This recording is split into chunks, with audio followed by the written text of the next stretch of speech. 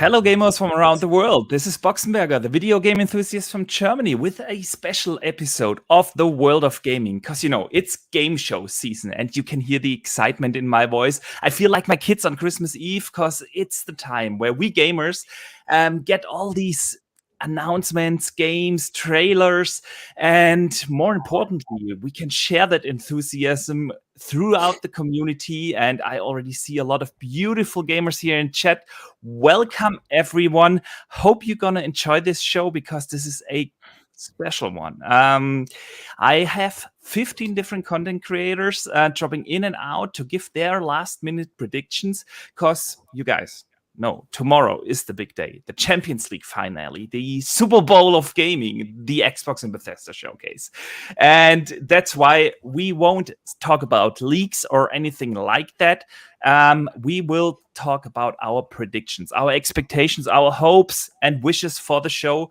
And we, of course, also want to hear your thoughts. So drop them in the chat, say hello. We have an awesome community here, and it's going to be a lot of fun.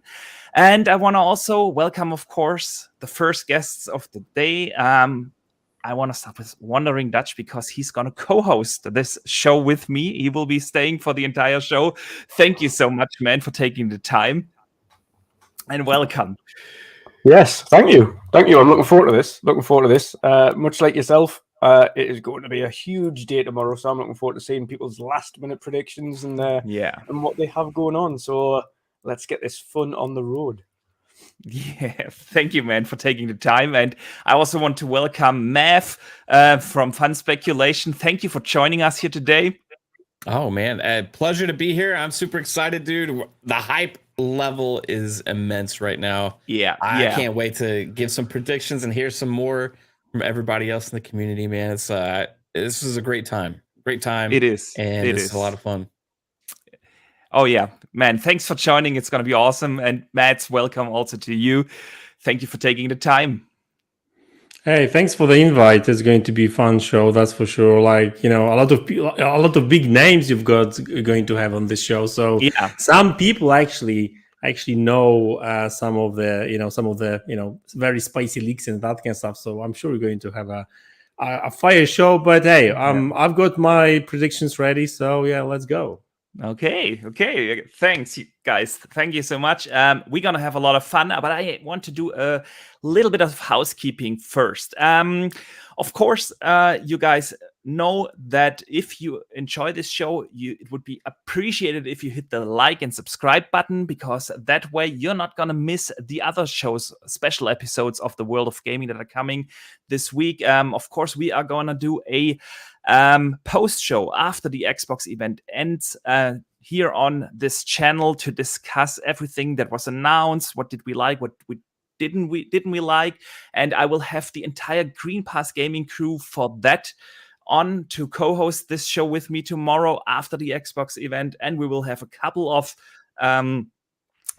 special guests rolling in and out, like Drawn TJ, who sends in the first super chat of the day. He says, "Hi guys, can't wait for tomorrow." Yeah, me too. Not just for the showcase, but also to have you on this podcast to give your thoughts about the Xbox event.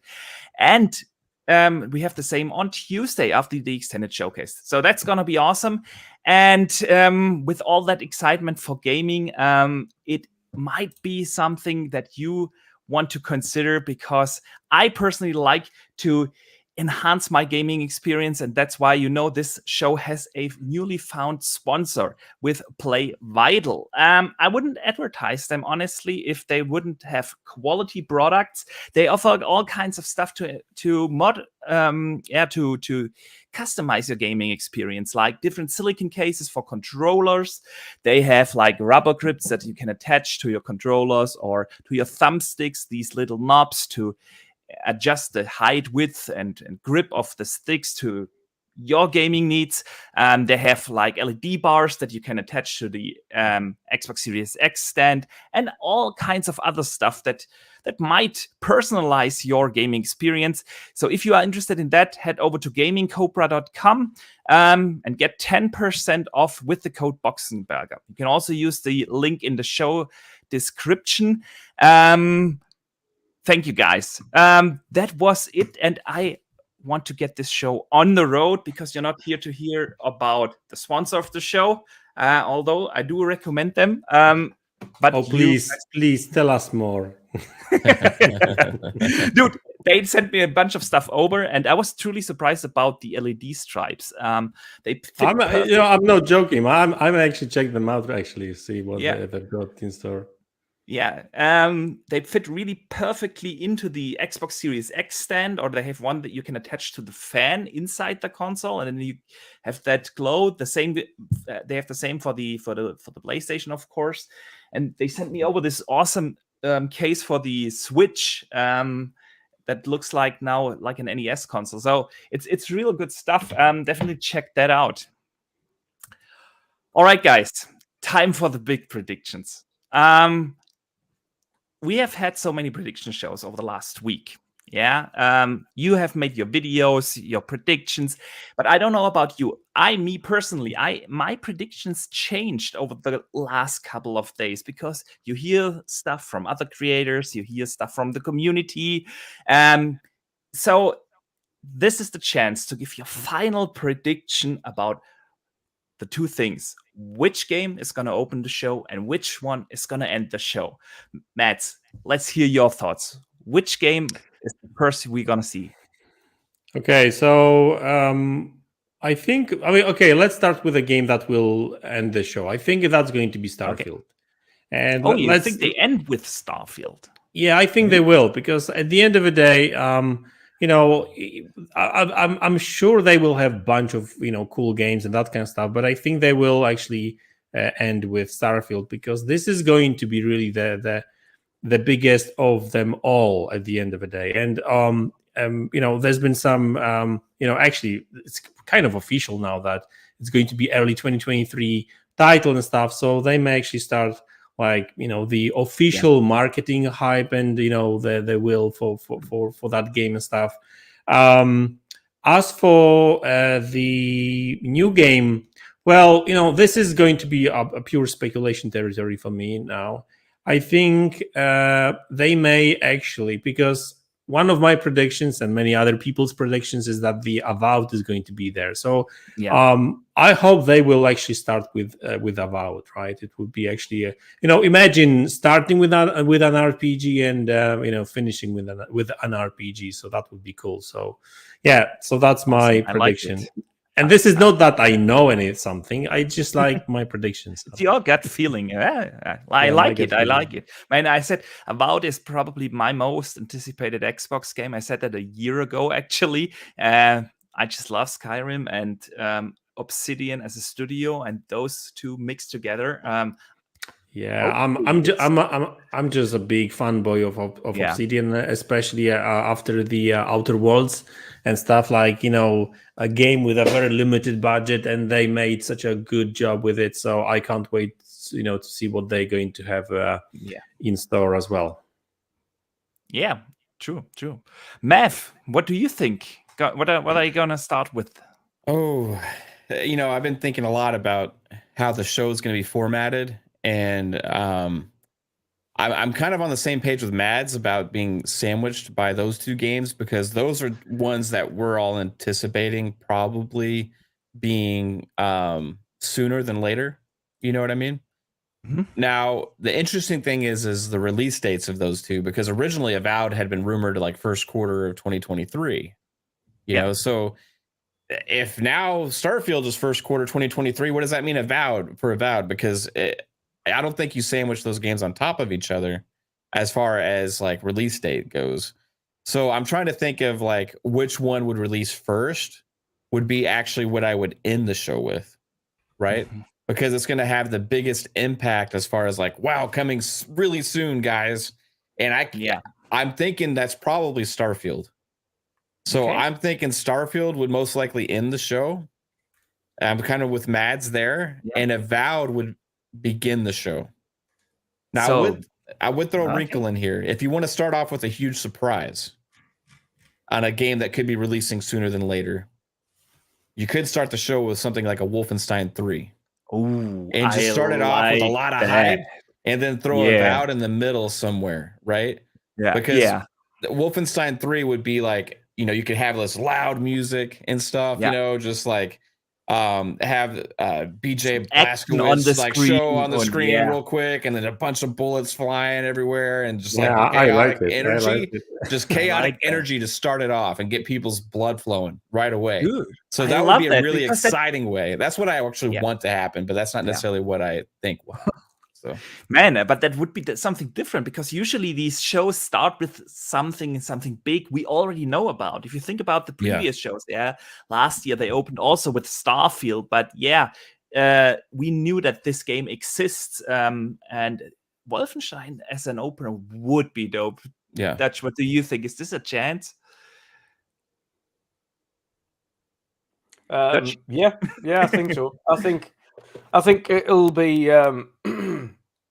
I think even if you have a look in chat there, I think General C's got a very good point there. He said, I think got a feeling Starfield potentially does start the show because people might be feeling a bit flat about it not coming this year. So they might show it, get it out the way of, and then I would say probably just after that is when you have something that, okay, right now let's actually start the show. We'll get Starfield, we'll get that out the way. We know people want to see the gameplay. We know people are a bit upset that it is delayed, so we'll show the Starfield, and then they'll go straight into something like a Wolfenstein, something with high energy that we don't expect, that hasn't been announced yet. Mm-hmm. I think it's similar. I think we probably won't get a Wolfenstein to start the show, but I think it'll be not long after the start. It'll be something that follows that first announcement, will be brand new and gets the beat going. Yeah. I like it. Yeah, man, we are definitely going to give our predictions at the very end of the show. We want to first hear, of course, all our guests' thoughts. So, then what do you guys think is Xbox big backup plan for the year 2022? You know, Starfield and Redfall are not coming this year. So, what is Xbox going to offer gamers to keep them busy for the rest of this year? Mav, I want to hear this time you first. Game Pass deals, most likely. Okay. I mean, that's just the most realistic thing. Well, I mean, we know that we are going to have plenty of stuff to play. Like, we're going to have Dark Tide, we're going to have Scorn. Yeah. We're going to have things like this, right? We've already gotten a few Game Pass surprises over the last couple of days.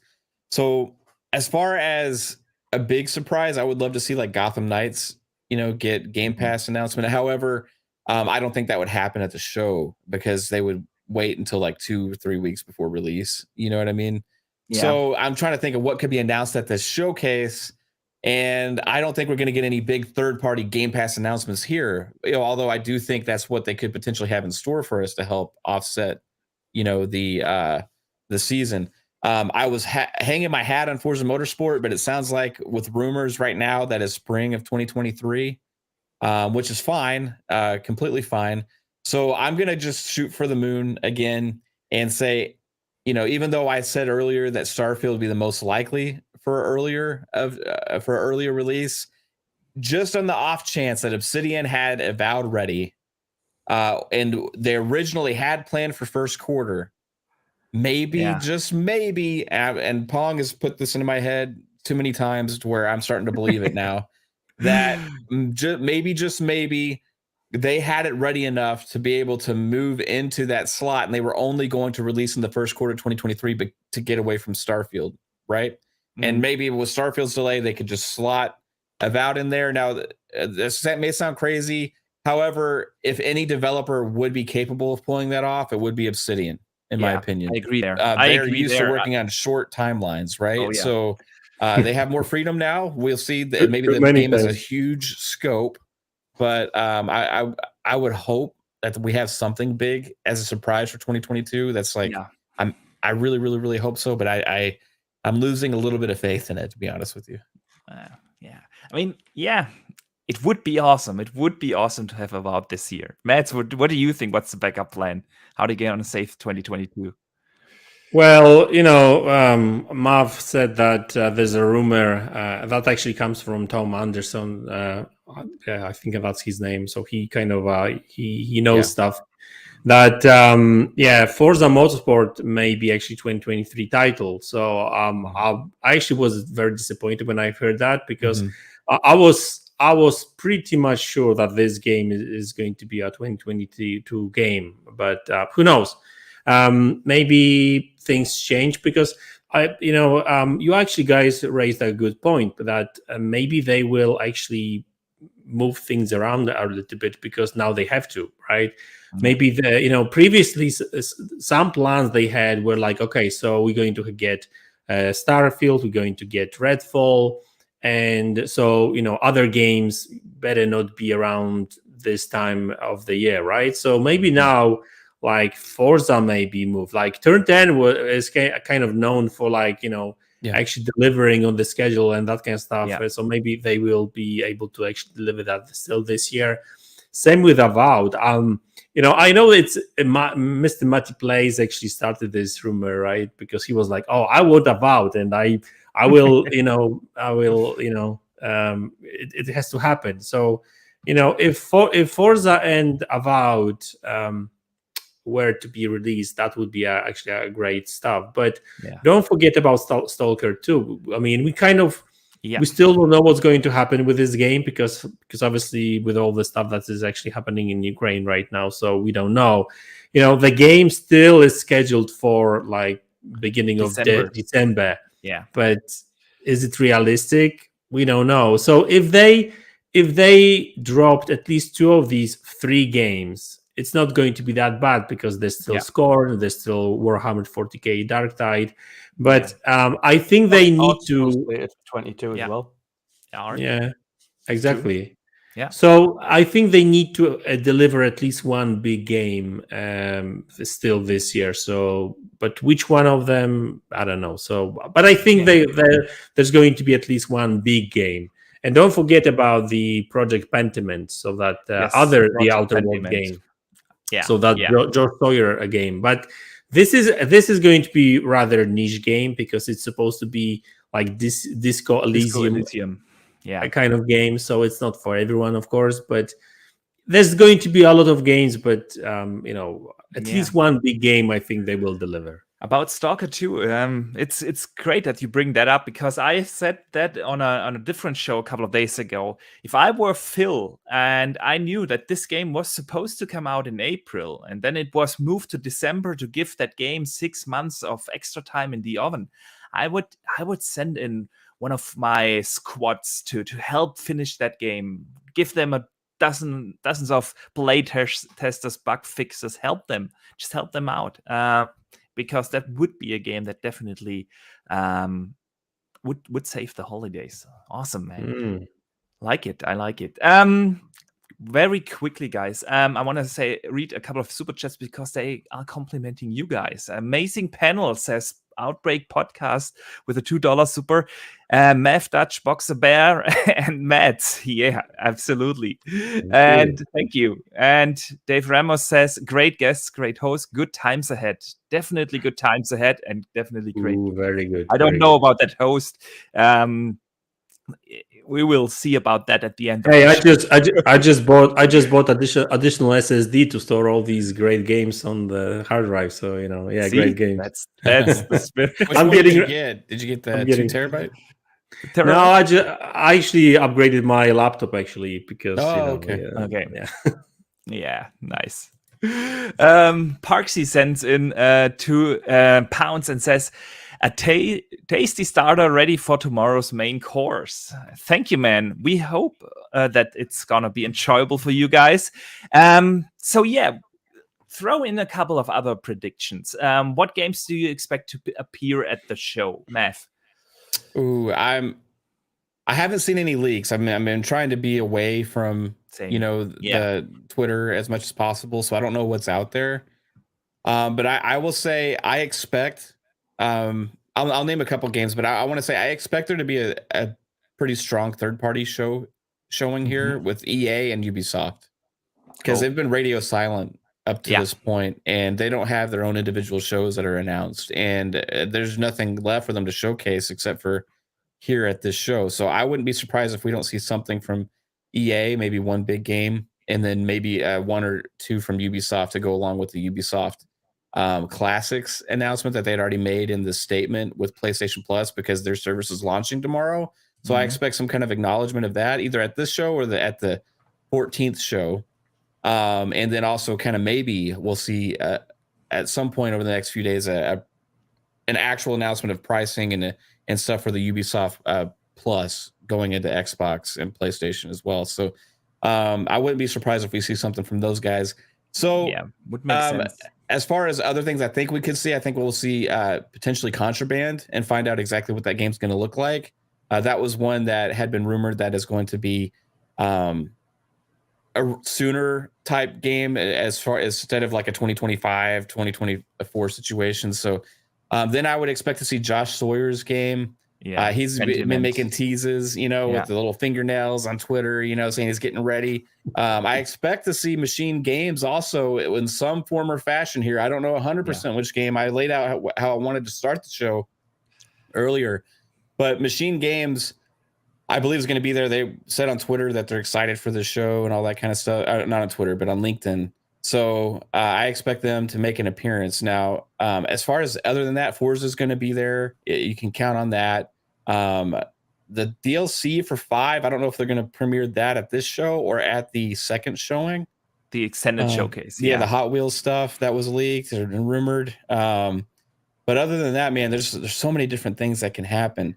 That's definitely special this year because a lot of people have said that there's so many things that could be shown and no one really knows what is going to be shown. We don't know what projects are going to get announced, right? That's the main thing, is that the ones that we don't know about, but we've all seen alluded to, right? I mean, you could go down the list. Tango Gameworks has a game that they are working on that has not been announced Online yet. Double Fine, In Exile, Compulsion, Roundhouse. There's just the list goes on. So Roundhouse could be that license game, right? We could see another license game from Bethesda, a ZeniMax portfolio get announced from Roundhouse. That would be really exciting. There's just so much that they can do. I'll make a safe bet and say we're going to see more new game announcements at this showcase than we've ever seen before from Xbox in any show. Ooh, I like it. I like that, man. Thank you. I want to briefly welcome Milestone PA. Welcome to the show. Thank you for taking the time and joining us here today. Yo, how excited are you? I'm excited. It's excited. A magical time of the year for gamers around the world where we can come together regardless of platform and celebrate the medium, guys. And that's just special. Okay. But in all seriousness, I am really excited. What's most exciting this year is nobody really knows what the show is. There's a lot of leaks going around, and come on, Miles. We know, all the leaks, all the games. You've got like a full list of like one by one with the timestamps and everything. That's why I keep saying mana. Yeah, exactly. 100% confirmed. Definitely. Legend of Mana on Xbox. 100%. Because if it's not, I post on Twitter, 0 out of 10 show. If Legend of Mana isn't on Xbox by the end of this week, 0 out of 10. All right. Yeah, I love by the end of this week. For Mana. The Mana games are so awesome, man, and I do hope you are right with that. I do hope that. Listen, we already talked a little bit about our predictions for how we think the show is going to start, how it's going to end, and what will be the backup plan for 2022. We will get to those questions to you too, but I want to hear Matt's predictions for the show, and then we can let those two gentlemen already out of the show if they want to. Of course, you guys can also stay, but Matt, what do you think is gonna pop up at the Xbox showcase? Okay, so I will stay out of the leaks territory because I've seen some of them already. So, but you never know; they may be false anyway. Yeah. But I'll stick with my predictions that I even spoke with Mav on his show. So obviously, Starfield, Redfall, Deathloop is probably going to be there. I would expect this game, unless Sony has got some sort of deal that Xbox, even though it's their game, they cannot talk about that game until the exclusivity deal will finish. But if it's not the case, then I would expect Deathloop to be there as well. Josh Sawyer's Project Pentiment should be there as well. Forza Horizon 5 DLC. It's about time they drop something. Forza Motorsport. many people believe that this game is going to be shown. Actually, even Turn 10, one of the Turn 10 developers a couple of months ago did confirm that they will be showing that game this year. So, that's the best place to actually show it. Now, maybe let's talk about games that I would love to show. Like, I would love to see, Avowed. We spoke about it as well. So, big RPG. I would love to see a new game from Coalition, and I'm not even talking about Gear 6. Of course, I would love to see that game, but I think this game is actually it's not time to actually show that game just yet. But that this new project, right? Like it doesn't have even a name. Like many people, even Miles, I think, and Jess Gordon, and like everyone actually spoke about this project that they want to test Unreal Engine 5 with. It's like a smaller project. So maybe, just maybe, if that's a smaller project, maybe they will be able to actually show it this year and release it next year. Who knows, right? So that game, hopefully we'll see something from Compulsion Games. So that this, this I want to see that fantasy too. game. Yeah. That sounds very interesting. And also in Exile, they were kind of like teasing something as well on Twitter the other day. So dude, their social media manager is super active lately on Twitter. I don't know what's going on over there. So obviously they will be showing something. The real question is, what is that going to be? That rumored Fallout remake or some other game, or maybe that the FPS shooter with RPG mechanics that they've been working on? Who knows? And also there's going to be something from Machine Games, because they did tease something on. We have two options there: Wolfenstein 3 or the Indiana Jones game. What do you think? Which one are they going to show? I would love to see Wolfenstein. I really do, because I love that franchise, and but I think I don't know. The question is how far in development the Indiana Jones is really, right? Because like if it's been in development for at least like 2-3 years, maybe they will focus on that and then move on to. But at the same time, they could have worked on two projects at the same time, right? And they released their last game in 2017, so they must have been doing something over all these years. Yeah, it's been a while. So I don't know, like. I'll just play safe, and I'll say Indiana Jones. But all right, I mean, why not show both, right? True. So why At not? some point they have to, right? Man, I love it. Thank you. All right, guys. Madz, thank you so much for the time. On your way out, before you go, everyone knows where to find you guys, and if not, you can find the links to all guests in the description of the show note. Just click there and you will find all the links. Give us one shoot to the moon prediction, something that is highly, highly unlikely, but would be your absolute dream. We already know Miles with Mana.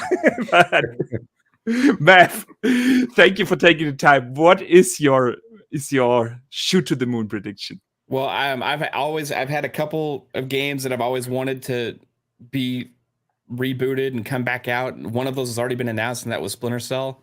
So I'm going to shoot for my second one. This is not going to happen. There is no way possible probably for this to happen. But if it does, I will like literally jump out of my chair and run screaming through my entire house and probably knock over my desk and ruin our co-stream. And that would be if EA shows up with Command and Conquer.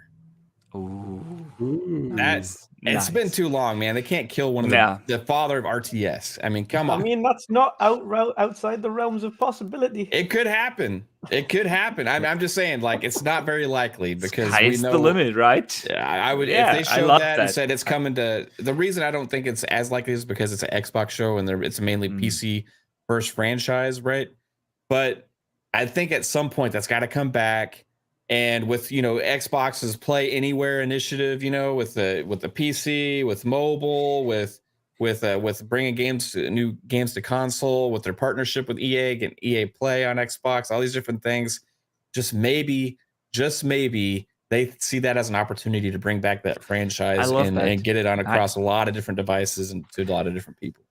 I haven't heard anyone yet talk about a new it's a pipe dream in the back of my head, man. Come on, I love it. I love it.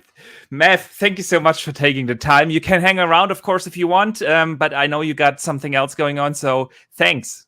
Yeah, appreciate it, guys. Have a good one. I'm gonna kind of listen in a little bit and hear some of these other predictions. Take it easy, guys. Thanks, Madz. Thanks, Miles, Dutch, and Boxenberger. Have a good one. Bye-bye. Have a great one. Madz, so your shoot to the moon prediction on the way out. Well, what would make it for you? Yeah, I would love to see Ninja Gaiden, a new Ninja Gaiden game, especially that. What's the guy's name? Takana. Sorry, I'll probably butcher his name. The director. He actually even kind of said that he would love to actually work with Xbox on another game again. Now, I'm not sure what's the situation with the license and that kind of stuff for that kind of game. So, not sure if that would actually happen. But, if we're talking about a game that will probably not happen anyway, but I would love to see a new Ninja Gaiden for sure. I like that. This is actually a game that actually started my interest in Xbox, to be honest with you, not Halo, believe it or not. But that's the game.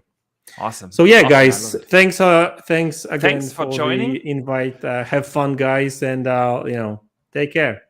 Yeah, take care. Thank you for taking the time, man. All right, Miles. You have a fan club coming here because already the super chats come in here. I trust Miles is gonna go wild. Unleash the hype, says Spaced Overkin. Dude, unleash the hype. Let us hear. What do you think? How is the show going to start? Let's have some fun here. It's an epic crossover episode. Let's get wild. Definitely. Let's get weird. Kicking off the show. Is that what you asked first? Yeah. Okay. Well, this isn't too wild and weird. I think Starfield is the right call to kick off the show. Yeah. Because of the delay. I know I've seen people say, well, the delay is the reason you shouldn't, but it is one of the most highly anticipated games, regardless of your preference, what you like, where you play. Starfield is a big deal. Like I've talked about this publicly. I'm not the biggest fan of sci-fi RPGs, but there's no way you can downplay the weight of Starfield as a title. Absolutely. So I think Redfall and Starfield should be the way to kick it off. What goes first? I could go either way to really kind of showcase like, hey, even though they're delayed, it's okay because this is what you can look forward to, and just nip that conversation in the bud. Just say, here's the gameplay. Let's move past that. They're coming later. I'm right there with you. Just because of one thing, doesn't matter how awesome the game is gonna look, people will have it in their minds that, man, I'm not gonna play this year, and that's a bummer. And you don't want to have that bummer at the middle or end of the show. You don't want to end with that. And so get it out of the way. This is how the game looks. You're gonna play it 23 whenever. And now let's have a look at the other exciting things. I'm with you there.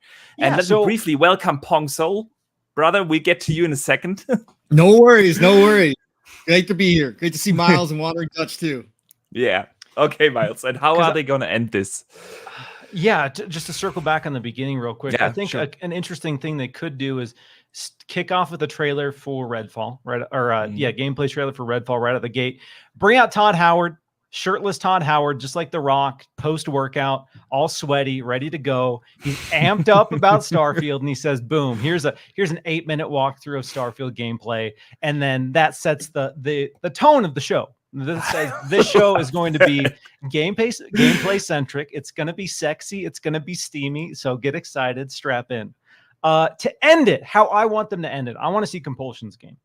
I want to see what these investments in Xbox game studios mean for these teams, because I liked We Happy Few. I loved the world. I loved the tone. I loved the foundation of what they delivered. But for a lot of players, objectively, I think there were a lot of glaring issues with We Happy Few that kept it from being a massive success. Yeah. Xbox has told us the reason that we should be excited about these acquisitions is because it means better things for the games. So if they have a showcase for that, we've seen bits and pieces with Hellblade. We've seen what that means for Ninja Theory. I want to see what that means for Compulsion. Compulsion has been so quiet. If we get a huge blowout at the end of Compulsion's new game that shows like what this means for the rest of the teams they've acquired, I think that would be such an amazing way to close out the show. Oh yeah. Oh, the Compulsion game would be awesome. And I love the explanation why you want to see it, because this is something we have heard so many times, and we have seen so many studios under Xbox grow in personnel, in terms of their scope. We've seen Ninja Theory getting a new studio. We have seen State of Decay as developer, Undead Labs opening up a second studio that is focusing on animation and all these things. I love it. Honestly, I truly hope we see the Compulsion game. I like that. Yeah, let's go. Because what's exciting about the show is really a lot of it is unknown. A lot of it's big question marks, which is exciting. Which is, again, I'm in games media, games journalism, but I still like surprises. I don't like to know everything. I don't like to have leaks for everything. I like to be surprised, delighted. And last year, realistically, most of the show was known beforehand. So the Redfall big finale surprise was spoiled. So it was there was no big surprise moment last year for me personally, and I'm hopeful that this year we'll have at least one or two. Yeah, true. And Pong, what do you think? Start and end of the show. Start and end. Well, listen, I just blew everybody's minds over on Living Splitscreen because I talked to Phil on a burner phone and he gave me the entire show. So I've got the entire show written down here. So, if you guys aren't looking for spoilers, I'm sorry. Dude, if you're going to go out with spoilers, I have something for you.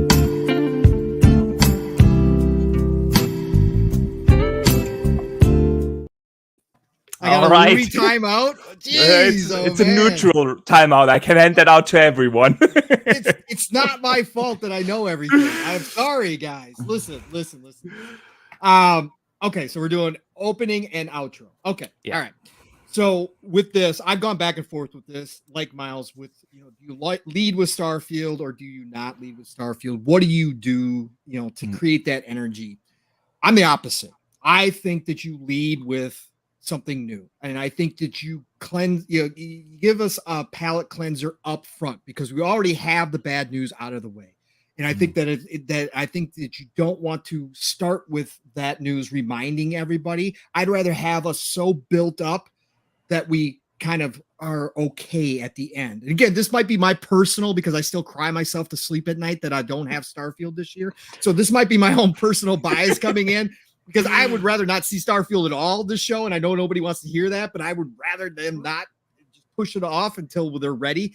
But be that as may, I think that you start off with a palate cleanser, and I think that you have Phil come out and you show us something from in-house, and I think that you go with Avowed out the gates. And I think that you really come out, maybe Phil says a couple words about the delays or whatever the case, but we want to show you what you can expect to see from one of the best studios that we have in Obsidian, and it is Avowed. Now, part of this is that I am on the train that Avowed's ready and that we might get that this year. So that's part of this as well. Again, whether that's realistic or not, I still think there's a greater chance that it won't be, but I still am holding out hope that Obsidian, the wizards that they are, have it ready. So I think you blow us away with a Avowed blowout. You give us the gameplay.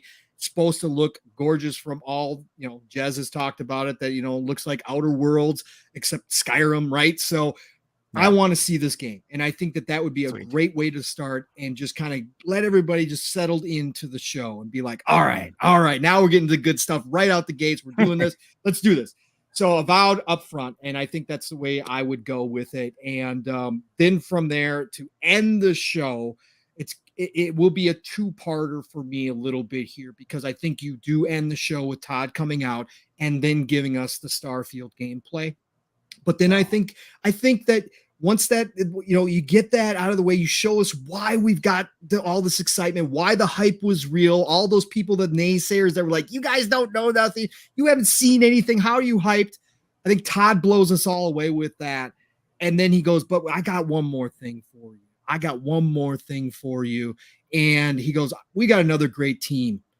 And that great team is Machine Games. And I know that you're all excited for Indiana Jones, and they're working on that. We're getting there.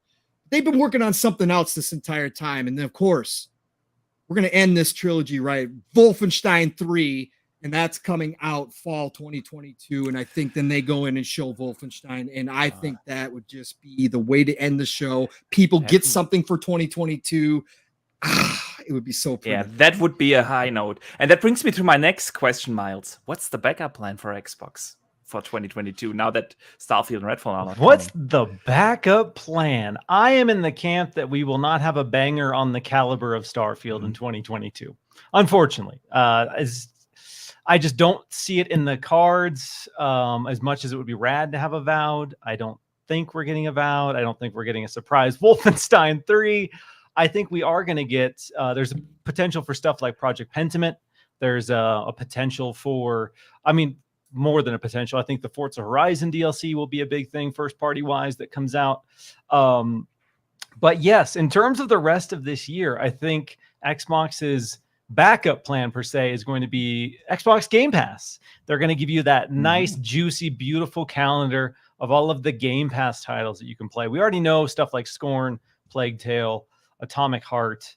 What else is confirmed that's already coming? There's already pretty much one notable game per month coming to Xbox Game Pass for the rest of the year. I think they'll fill in those gaps and then close it out with, or not close out the show, but basically fill in all those gaps and give you kind of like they did last year, one noteworthy Game Pass title per month to get excited about. And it would be cool to have a couple smaller scale releases. Let's say the GoldenEye remaster, they end up dropping that. I think that'd be a cool way to get people excited. Let's say they have an amazing Sea of Thieves DLC on the horizon. Little things like that showcase that. Maybe Age of the Empires 4 console edition as well, similar to what they did with Flight Sim. But yes, in terms of the big bangers, if you will, I don't know. I don't know that there's a plan B. God, no. Yeah, Mr. Badbit, the expert of bangers, the purveyor of bangers, right here, ladies and gentlemen. Banger. Welcome, Badbit. You're starting coming in at the right time to the right place. All right, please, Miles, continue. So yeah, Again, tinfoil hat time. Big old conspiracy time here. Strap in. We're getting wild. We're getting weird. Again, I don't necessarily think this is going to happen, but let me put the possibility in your minds here. Jeff Keighley and Hideo Kojima, good pals, good buddies. Yeah. Good buddies. There was the weird call last year where Jeff got Kojima on the line and said, "Yo, dog, what's up?" And he's like, "Hey, I'm working on a game." And Jeff's like, "Can you show it?" And Kojima's like, "No, not yet." And then that year came and went. Summer Game Fest Live came and went. No Kojima. So Kojima came out last year, said he was working on a game, but can't show it yet. Completely skips Summer Game Fest this year? No, I don't think so.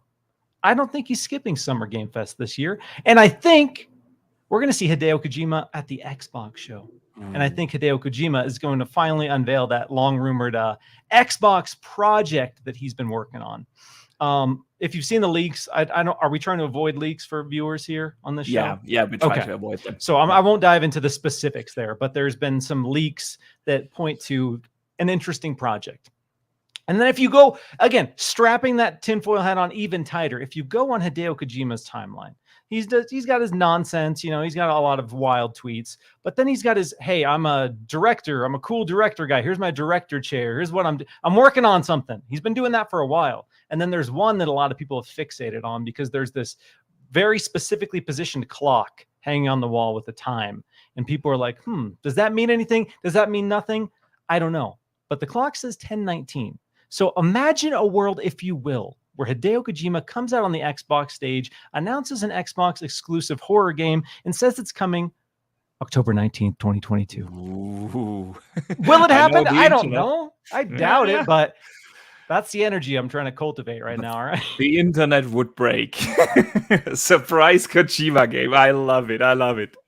Let me briefly welcome two gentlemen. Badbit, you already joined. Welcome. And Luke Lohr, aka Insipid Ghost. Welcome, guys. Go me. Go me and only me from those two people announced. Go me and only Sponsored me by Randy's Pizza, no less. It was a bad picture. There's no frame that makes that pizza look good. Honestly, God, I had normal cheese pizza. It was delicious, and I really did just take a bad picture. And that went. That's what went viral from yesterday. I loved it. It had no pineapple on it, so I'm good with that. That's right. And the problem is, I took a picture of white pizza that some white girl just devoured, and I was like, "Kristen, what are you doing?" And she ruined my picture. Sure, blame Christian. Sure. I do. Gentlemen, I will bring you into the conversation in a second. I just want to briefly finish up Miles, and then he can hang around, if he wants, or be on his way. Miles, now we have heard what you think this show will start, and what's the middle part, what's the dream. Before you go out, want to hear your thoughts. One thing that would blow your mind. We know Mana, all the Mana games. That's not going to blow my mind. That's going to happen, or there's going to be consequences. Okay, that's where we're at with that. Okay. I love his take on Xbox that, there. We need that. Yeah, man. No, awesome. What else? Is there something that is highly unlikely, but it would just make this show an 11 out of 10 for you? Yes, there is one particular thing. And if you know me, if you follow me on Twitter, there's a couple of games I'm always ranting about that people are slightly very sick of hearing about. Legend of Mana on Xbox One. Legend of Mana, fantastic game. Another one, Phantom Dust. The Phantom Dust reboot. Hey, Phil Spencer, you owe me, dude. Remember when you revealed the Phantom Dust reboot way back in, 2014? And then you just took it away? You think I'm going to just roll over and forget that? No. Yeah. And then we got that weird remaster that ran so poorly. It was fine. If it's just a remaster of an original Xbox game, it wasn't going to set the world on fire. But if they can come out and re-reveal the Phantom Dust reboot, that's going to be it. That would be the 11 out of 10. If this show was literally 90 minutes of Phantom Dust reboot and Legend of Mana on Xbox, best show Xbox has ever had. But, it's just... I've already, planted the seeds. I've already reached out to developers on Twitter. I've already put the ball in motion. Xbox just needs to drop the bag and make it happen. And at this point, if it doesn't, then I don't know. That's on them. I've done everything I can. There's no excuses. You can't tell me you don't have a team. You can't tell me you don't have the budget, because we know you do. You just spent $70 billion on Activision. Okay. Don't tell me you can't throw some scraps for Phantom Dust reboot. Okay. So that's where I love it. Haven't heard that in a while, so bonus points for that. Awesome. Miles, thank you so much. Of course, you can hang around, or I know you're busy like everyone is, so thank you for taking the time, man. Appreciate hanging out. Again, love all these crossover episodes. Ton of fun. Oh, yeah. Ton of excitement, and it's just, a few hours, and we'll know. We'll all be proven wrong. We'll all be proven right. We can either say, oh, yeah, I did know all along, or it was just a prediction, depending on how we do. So I'm excited. Absolutely. I love you, Miles. Thanks again. Love you all. Enjoy the show tomorrow. Beautiful day. Take care. Take care. All right. Pong, you just want to jump. You can stay for a few minutes more, right? Yeah. Yeah, sure. So I'll just roll those in, and then we have the conversation together. Yeah. But I would need to catch up on one super chat real quick. And that is coming from Retro Rich. He sends in £5. Thank you so much. He says, great show, guys. Surprise. I'd love to see would be a new Midtown Madness. Ooh, haven't heard that in a while as well. Yeah. The other one would be a reboot of Mech Assault built on id Tech. Ooh. That would be something. Yeah, man. Mech Assault is an IP that needs to come back. Definitely. All right. Gentlemen, we asked our previous guests, what do they think Xbox is going to start the show? And with what are they going to end the show? Fight it out. I think they start the show with... Wrong. Nope. Oh, okay. Sorry, Thank you. I was early on my I was about to jump in. I think they show it. Wasn't Starfield one of the first games they showed last year? Yes, it was the first one. Then I think it's going to be the first one this year. Yeah. I think, to me, that's the game I'm most interested to see, because unlike anybody else, I like the pictures I'm seeing. I like the little trailer with the ham sandwich, but I actually want to see what this game is. I want to see it in motion. I want to see what I'm actually doing before I could get remotely excited, because to me, I want to get excited for it. I haven't seen anything that jumps off the page, except for like one picture. I was like, oh, this is really interesting. I think they're going to start with Starfield. All right. Yeah. And it's the elephant in the room. Yeah, it's the elephant in the room. That's what I said earlier. That's why they want to get it out of the way. I agree there with you. But Ainsley, welcome to the show. Thank you for taking the time. What's going on, guys? Good to see everyone. If I knew Luke and Joe were going to be here, I would have picked a different time, but I'm still happy to be here anyway. Dude, I sent you the schedule earlier. You had your chance, and now you got to stick around. We're out here giving it our all, and then you come in and say that. That really hurts. I know. It really hurts. Yeah. What's happening, everyone? Man, everyone hyped for tomorrow? I am absolutely. I want to hear from the chat. Where's the hype level in between 1 and 10? Let's hear it from the chat. Where's the hype level? And while the chat is typing that in, Luke, what do you think? Start of the show. Well, I really do hate agreeing with Joseph Moran on anything. He makes very good points in that we don't know what Starfield is. They've been showing us pictures, they've been showing us screenshots and weird sit downs, and then this big flagship title that was supposed to be the pinnacle of gaming for 2022 gets delayed into 2023. So I think it's time we see why everyone cares and if it's worth caring about. As everyone gets up in arms, they need to show us some gameplay, and it needs to be right off the bat. Let's see it, get it out of the way, and make room, because otherwise every game you see is gonna be like, oh, cool, but where's Starfield? And that's not a fair fate for any of those titles, for any of those developers. That's the same note that I would give Sony if they were doing a God of War type thing. So get Starfield out of the way, show it early, show us whether or not we should care, we should be worrying about it in any way, shape, or form.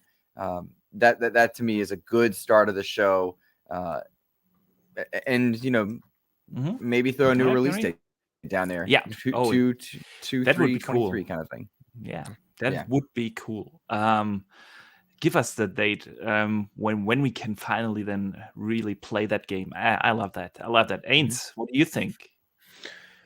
Yeah, funny enough, I was listening to Pong, and Pong gets so excited that he almost convinced me on changing my opinion. That's what he does. He's a handsome devil, that Pong. Thank you. So I had previously said on another show, I think Starfield will open, and I have good reasons for that, similar to Joe and Luke. And Pong almost convinced me otherwise, but I'm going to stick with my gut and say they open with Starfield. Similar to what Luke said, I think that, one, it's their highlight title, right? I mean, this is the title that they're banking on for a number of reasons. And two, after the delay and everything, you come out, you show it, it looks great, right? You show it in a pre-recorded light, so you can curate what people see and make sure it's exciting looking, and you get that behind you right out of the gate. So then you move into the rest of the 90 minutes with all the other things we're going to talk about. But that's what I think.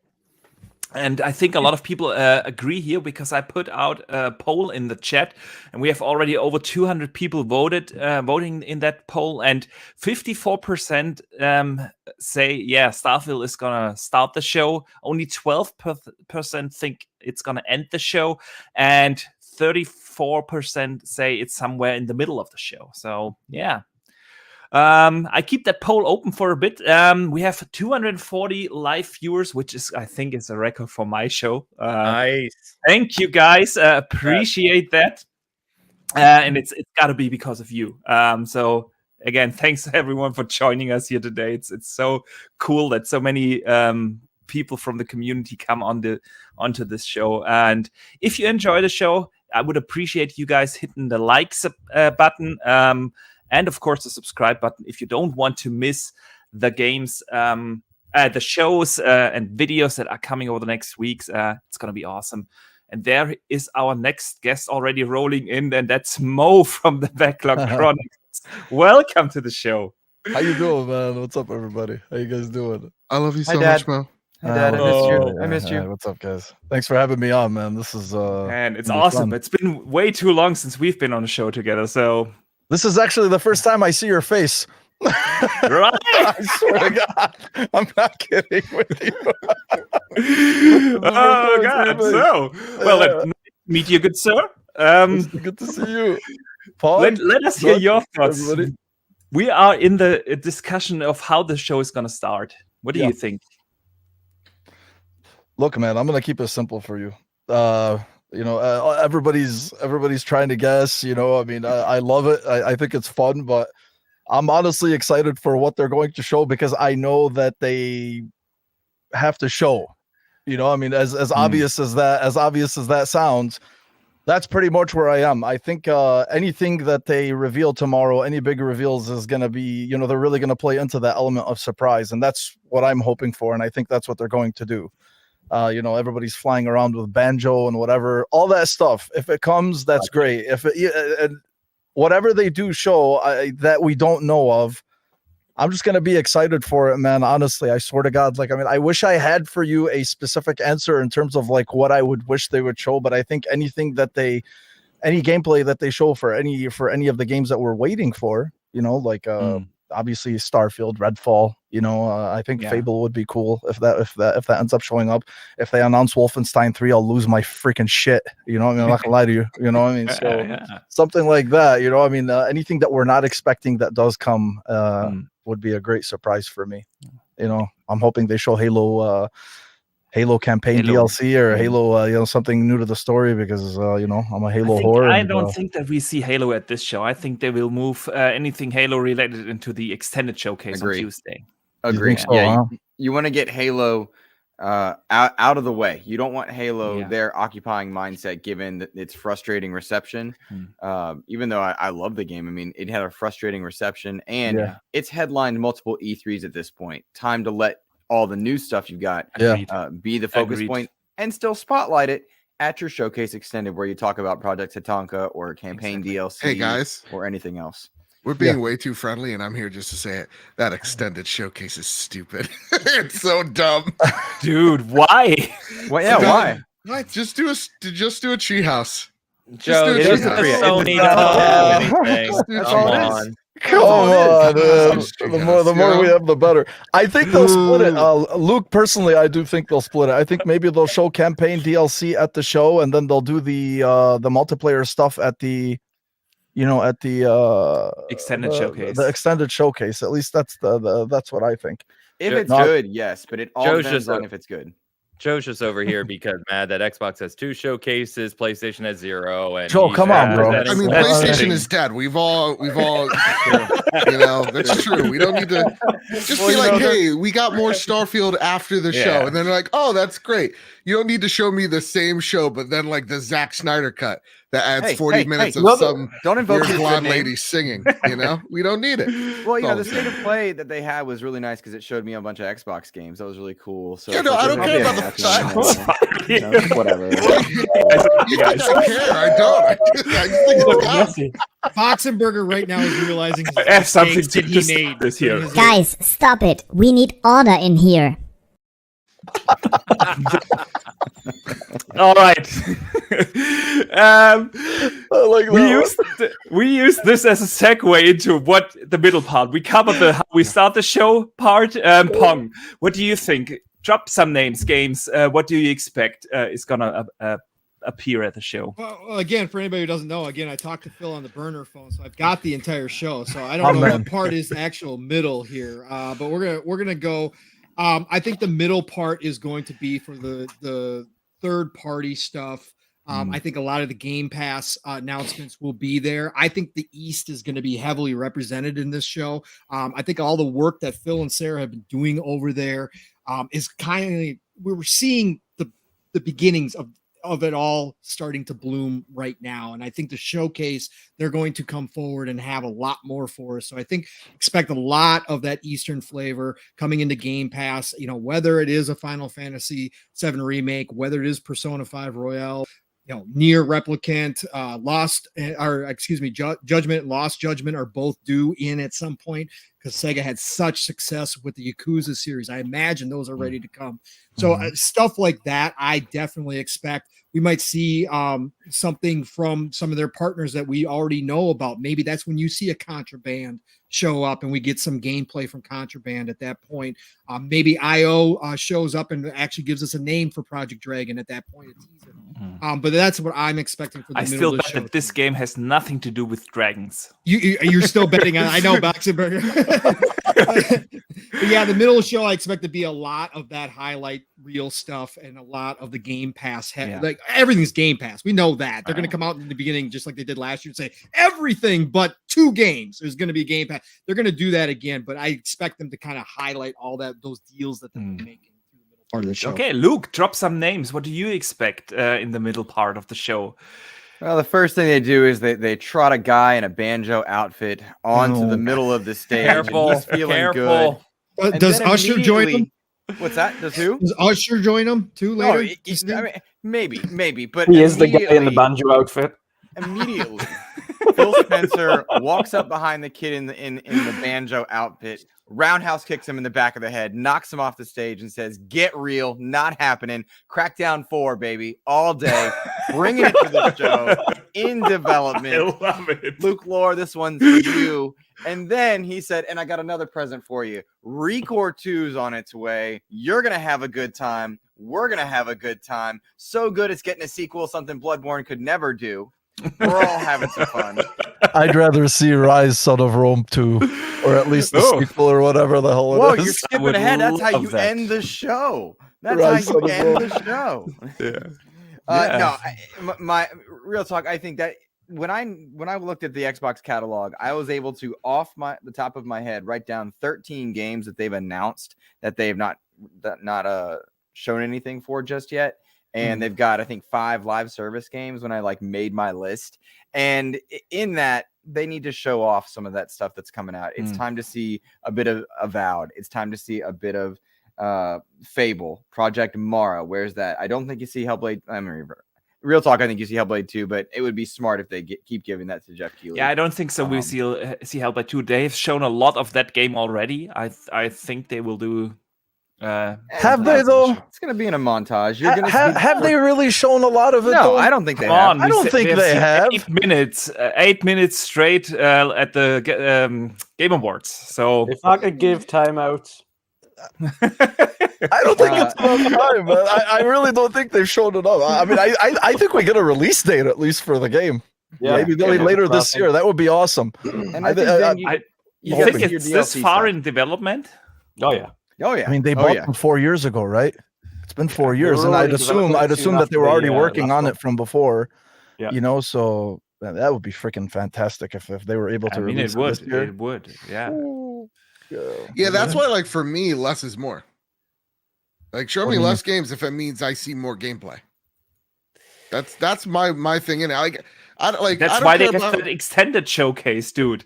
That's extended. That's why they should have a treehouse event. I get it. I know. What it is. Not enough in a 90-minute span. You could call it Xbox. If I have to see Paris Lily put on, aviators again, I'm gonna blow my brains out.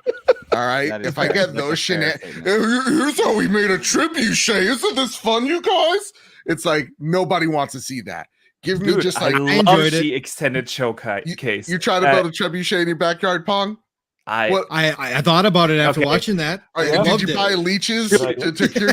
What's going on here? For you.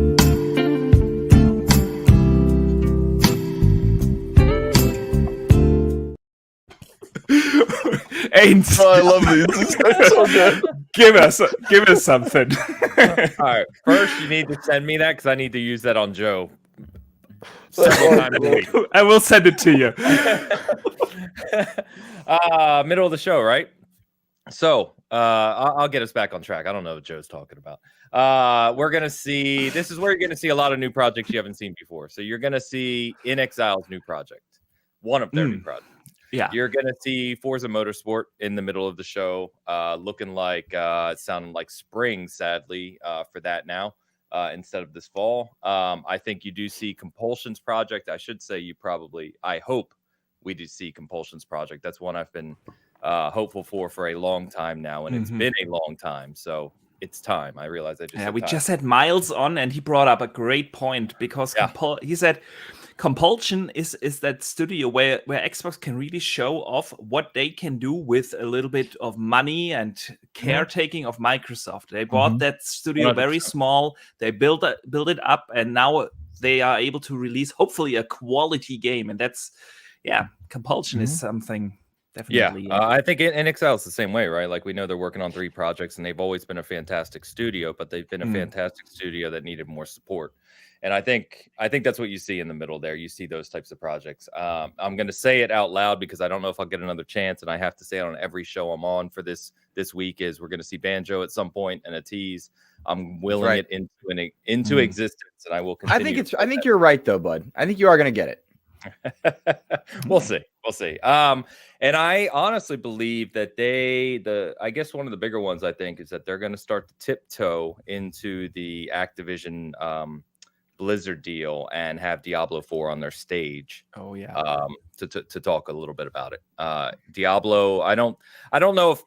I guess people obviously know how big Diablo is, but Diablo's presence is incredibly large. And if they can show the next look at Diablo 4, even if it's a couple minutes, and kind of put out there that this is part of Xbox or will become part of Xbox, that would be a big moment too. A lot of people forget that BlizzCon didn't happen this year, and they do have announcements. Right. Yeah. Exactly. True. And they have shown for the first time gameplay of Diablo in 2019. So the first gameplay we've seen is 2019. Now, 3 years later, they are probably ready to show that game off again. That would be cool. Definitely. That would be a flex move. That's a flex move. That's what it is. Absolutely. Yeah. And I think I honestly believe this whole show is going to be a flex. I mean, we said for years, right? All of us who watch these every year, we said for years that Xbox needed to come out. And we say this every year, right? But they need to come out and really flex and show what all these studios and all this investment has. And last year, I think we got a glimpse of that, right? I think many of us agree that last year was the best show they'd put on, maybe ever, if not one of the top ones. And I think this show is going to double down on what last year did. I think that, and right now, based on what we've seen so far, there's plenty of games I'm excited for that we've seen so far, but there's not a show we've had, including Summer Game Fest, where I was blown away. And I think that Xbox is going to do that for us tomorrow. I think we're going to be very happy people. Yeah, I agree. I have a super chat I want to briefly read from Dave Ramos. He sends in $2. Thank you, dude. He says, any predictions for turn-based tactics on Sunday? Gears Tactics 2. Ooh, I'd love that. Halo Wars 3. But that's real time. That's real time. That's real time. Whatever. All right. Gears Tactics. I put all strategy games together. I'm sorry. I don't play them. I'm completely ignorant. I'm sorry. But we have that rumored 4X strategy game from that independent studio from the founders from the guys that made the Civ and XCOM games. So that would be cool if we could get a first glimpse there.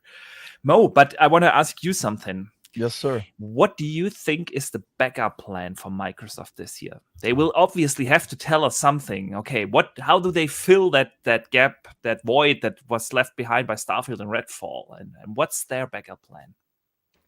I think there's two things. One, as far as we know, right, it was Redfall and Starfield. Obviously, they're delayed, right? So the word was, shit, there's no more, they don't have any first party exclusives coming, right? And they've kind of been quiet on that front because that's all that we have known so far, or that's been announced. I think Sunday, that's what I was saying earlier, if there's like one or two surprises that they've been holding on to announce for the end of the year, that would be fantastic. We're only in June, right? So if you want to announce surprise release dates for, let's say, I don't even want to go pie in the sky here, man, because it's been 4 years. Say like Hellblade. How amazing would it be if they're just like coming December or coming November, right?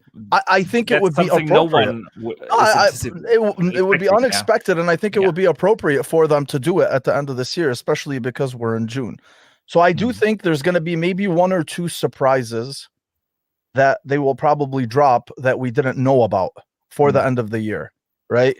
Because I always look, man, we get disappointed with these things, but at the same time, like, these guys know, like, especially when you're that high up the food chain and things like this happen, where, when chains get thrown, when something breaks, the momentum, there always has to be a backup plan. And I would be really shocked if these guys did not have something in the works, right? The other, obviously, the obvious answer would be to just bring as many great titles to the Game Pass service as you can, right? You keep your fan base busy, keep pulsating those games. We saw Ninja Turtles and we saw a couple other games the other day. That's good, right? But I'm of the mindset, me personally, dude, I'm an exclusives whore, right? Like, I think that's what defines a brand. Yeah, that's my personal opinion. I think that's what defines a brand, and that's what you want, so right? You want those here. Exclusive. But I think that's what we all want to see. Yeah. You know, like, I mean, and I would be ecstatic for it, because you buy the machine, it does amazing things, you know, everything that it does, everything that we always tout, right? Like, you know, the quality of life and the third party and everything. That's great. That's great. But you bought the machine for a reason at the end of the day. And sometimes, you know, and those reasons are to play the games on there that are not available anywhere else. And I think at the end of the day, that's what we wanted. That's what I personally want to see. And I think they will deliver on that. One more thing I want to add, since we know there's 3 games coming next year, because remember, Phil Spencer said there's 5 exclusive next year. You guys already said, okay, so we know Starfield, we know Redfall, and Forza. So that means there's 2 more that we don't know of, at least now. Maybe they'll get announced tomorrow. Who knows? But 5 games, that's amazing. You're talking about you're talking about one AAA title every 2.5 months, 3 months. Yeah. Remember that goes the through ball June, rolling, baby. June 30th. That's the ball rolling. Exactly. Right there. Yeah. The fiscal year ends June 30th next year, and they said at least 5, so maybe more. Pong, what do you think? The backup plan for Xbox? This is the big question, right? Again, I've got my wishes and hopes out there. I said it in the beginning when I jumped in here that I'm still on the train, that if there's any team that can come through in the clutch, if there's any team that is close to, you know, Sony's version of, you know, Insomniac over at Sony, it's Obsidian. And I still believe there's a real chance that Avowed gets ready. I've laid out, I think, Boxenberger, you and I have the same list of reasons as to why it could happen, right? We were almost exactly the same when we were talking about this on Boom Show. And I really do think that they have at least one ace up their sleeve out of the first party batch of games. I can't see them doing this in 2022. And now that we heard Motorsport may be spring, right? We just all assume that. And I had been on shows before saying, look, we're all assuming Motorsport, but you know, track record here, like if they're not ready, they're not ready. They're not going to push it out the door just to push it out the door, right? So they've got to have one ace up their sleeve. And my heart of hearts, I think it's Avowed. I really do. I think that is, it just is my backup plan. It would be awesome. Yeah. It would be absolutely, or, you know, the other one B is Wolfenstein 3 if Machine Games has been working on that game for as long as we think they have. Again, maybe they have been on Indiana Jones. Wolfenstein. I just said it for everybody else. I give it to you. You know, look, you already heard me say it. I can say it the right way, Wolfenstein, but I get. Listen, we won the war. We get to pronounce it any which way we want. All right. Listen, Wolfenstein. Gosh darn it! If they don't have the first party ace, if they don't have that at all, then they have to lean into this. That 2022 is going to be another meme year for Xbox, unfortunately, that we are going to be in that mode. But like Mo just pointed out, from all the signs, what Phil just came out and said, we're going to be overloaded in 2023. That's without a doubt. It's not going to be one per quarter. It's going to be one every 2 months at that point. Maybe even with the Activision Blizzard deal, if you count some of those games, it's going to be one per month possibly at the end of the year. So it's going to be insane, but they got to lean into it. And then you got to lean into those third parties. You have to have Game Pass flooded with games. You're going to have to open up the bank for the Game Pass games. And you're just going to have to say, look, we know this is not what you all wanted to hear. We know this is not how 2022 anybody planned it to be. It is what it is. Here we are. We still want you in our ecosystem. Again, they're not talking to us. We're all invested. Or a Mo who is looking forward to those AAA games all the time. Again, for me as a gamer, I could care less. I'm overloaded as it is. I've got so much to play. It's crazy. But you still have to lean into it, and you still have to sell the idea. This is why we're excited. This is why you've been excited. We know we're asking you to wait a little bit longer on the big stuff, but we've got all this other stuff planned. And I think you got to bring out that Game Pass. Look, we got deals here. We got deals there. You're going to have to start loading them up. You really are. And I think that's what you're going to have to do. I wasn't saying, no, what I was saying in terms of, in terms of AAA, these guys know I don't only play AAA, you know what I mean? But what I said is like, Yeah, like those are defining. Like that's at the end of the day, like those are your showpieces. You know, that's what you want. That's so. They already have so many freaking great things. They already have so many great things on top. So icing on the cake. And I agree with you, Mo. What I was saying is the people who do put the importance on those AAA like that, like, hey, that's what I'm invested in this for, right? You may be playing a bunch of stuff, but you're really looking forward to those, right? That's what I was trying to say. Of course. I think that the thing with these bigger games is they are easier to transport to the casual gamer market. So yeah, absolutely. Mr. Badbit, your timer is over. Yeah. So all right, here I am. No, so what I want in the middle of the show, I thought, what's the backup plan? Yeah. What's the backup plan? The backup plan. The backup plan. Sorry. I don't think there's a backup plan, guys. I agree. These with things are a year. These things are Luke, like a year. Very atypical of you to agree that much. Twice in a row. But no, there's no backup plan. Like like whatever was slated was slated. Like this delay was just a month or two ago. You cannot get a vertical slice in 2 months of like a big game that's like you can't just get a vertical slice of Hellblade in 2 months. You know what I mean? That's a 6-month ordeal. So this thing was already laid out. I think the only thing that really changes are the release dates of Starfield. That's why you have to get it out of the way so fast. But there's no like, oh shoot, Starfield's delayed. Well, Gears of War like will take its place. Like it just doesn't work that way. So to me, there is no backup plan. What we're going to get, though, is what I think all of us want, which is gameplay of these things. Okay. Is it possible, Luke, for the Gears of War thing, if it is the collection that we all kind of, at this point, I feel like the internet collectively believes that it is, maybe it's, and what I've postulated is that you're getting Gears 2, but you're only getting Gears 2, and then 3 and 4 and Judgment are being added later in a similar way that like Halo ODST and Halo Reach were added to Master Chief. Maybe that's the case. Like the collection itself is not ready, but the hub and the one game, maybe they can pour resources into that. But I don't think there is a backup either. To Joe's point, this just happened, and they've had 4 major exclusives of various sizes be delayed. Redfall, Starfield. Stalker 2 and was it replaced? Yeah, replaced. Yeah, that's a hard hit. And simply put, you can take the L on having exclusives in 2022 when your chip shortage is not affecting you like it's affecting your opponents, when Game Pass is firing on all cylinders, and when you're putting content into Game Pass at the rate you're doing it. You still got your wins where you can. And it's not like you need to change the narrative now. A fair backup plan would be just to fill Game Pass with a couple of day one releases of the thing is I don't. Games. It's not really a backup plan though, because the release dates that are known is just what is the only thing that they wanted us to know. That was my point. There's still 6 months that we still don't know what's going to happen. That's true. You know, in terms of what's coming at the end of the year. For instance, like Sony, right? God of War. I mean, it's been rumored. Is it going to get delayed? Is it coming this year? Blah, blah, blah. But they haven't announced a release date yet. They canceled it because Sony's dead.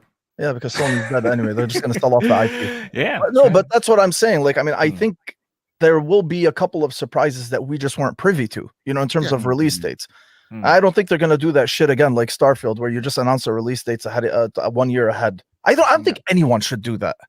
Yeah. You know, like no one should, because that just avoids disappointment. Yeah, I think the lesson learned here is unless you 100% know when your game is coming out, don't put a release date on it. Please stop. Yeah, no doubt. Because we're all just like kind of callous to it. It's like like Callisto Protocol. We're all like, I'm really excited, but that's not really December 2nd. That's gonna get delayed. Like we're all just like, it's happening. That's true. Yeah. Ains, what do you think is the backup plan? I'm with Joe. I don't think there is one. I mean, that sounds negative, right? Like obviously they have plans in place for content, but I don't think it should go without saying nothing replaces the gap that Starfield leaves. But I think that we're going to get Forza Horizon 5 expansion. We're going to get some Game Pass deals, some of which we've already seen in Summer Game Fest and other things. I think they'll probably curate some more of those. I really want the Gears collection to be real. I would really love a remake of Gears 2. Honestly, I don't think Gears needs it. If you look at the gear, I recently booted up Gears 3 with auto HDR, the FPS boost. It is so they hold up very well. It's about getting it to PC though, right? That's the big part of it. That's why it would make sense to do. Getting it in Unreal 5 is, I think, the goal. That would be the remake everyone wants. Yeah. Yeah, I mean that's what I want. But Coalition they're a big studio, but they're not, they're not 343 big. And we already know they're working on Gear 6, which is expected to be a AAA blockbuster that has kind of a rethink, right? Which is why they're taking extra time with it. And they have a second project in the works too. That's not Gears. We know that. Yeah. So I don't know how a studio is making 2 AAA games of their size and then just doing this other stuff over here, unless it's outsourced, and we'll see that. So I think someone, maybe Miles earlier, mentioned, we may see things like GoldenEye, the long rumored GoldenEye, remake pop up. So I think there's going to be things like that. I think Game Pass is going to crush it the rest of the year. I mean, like I said, we're already seeing that, but I don't think there's some hidden AAA release that's suddenly going to pop up, tomorrow and release in November. I just don't see that happening. Why are you pissing on my parade, bro?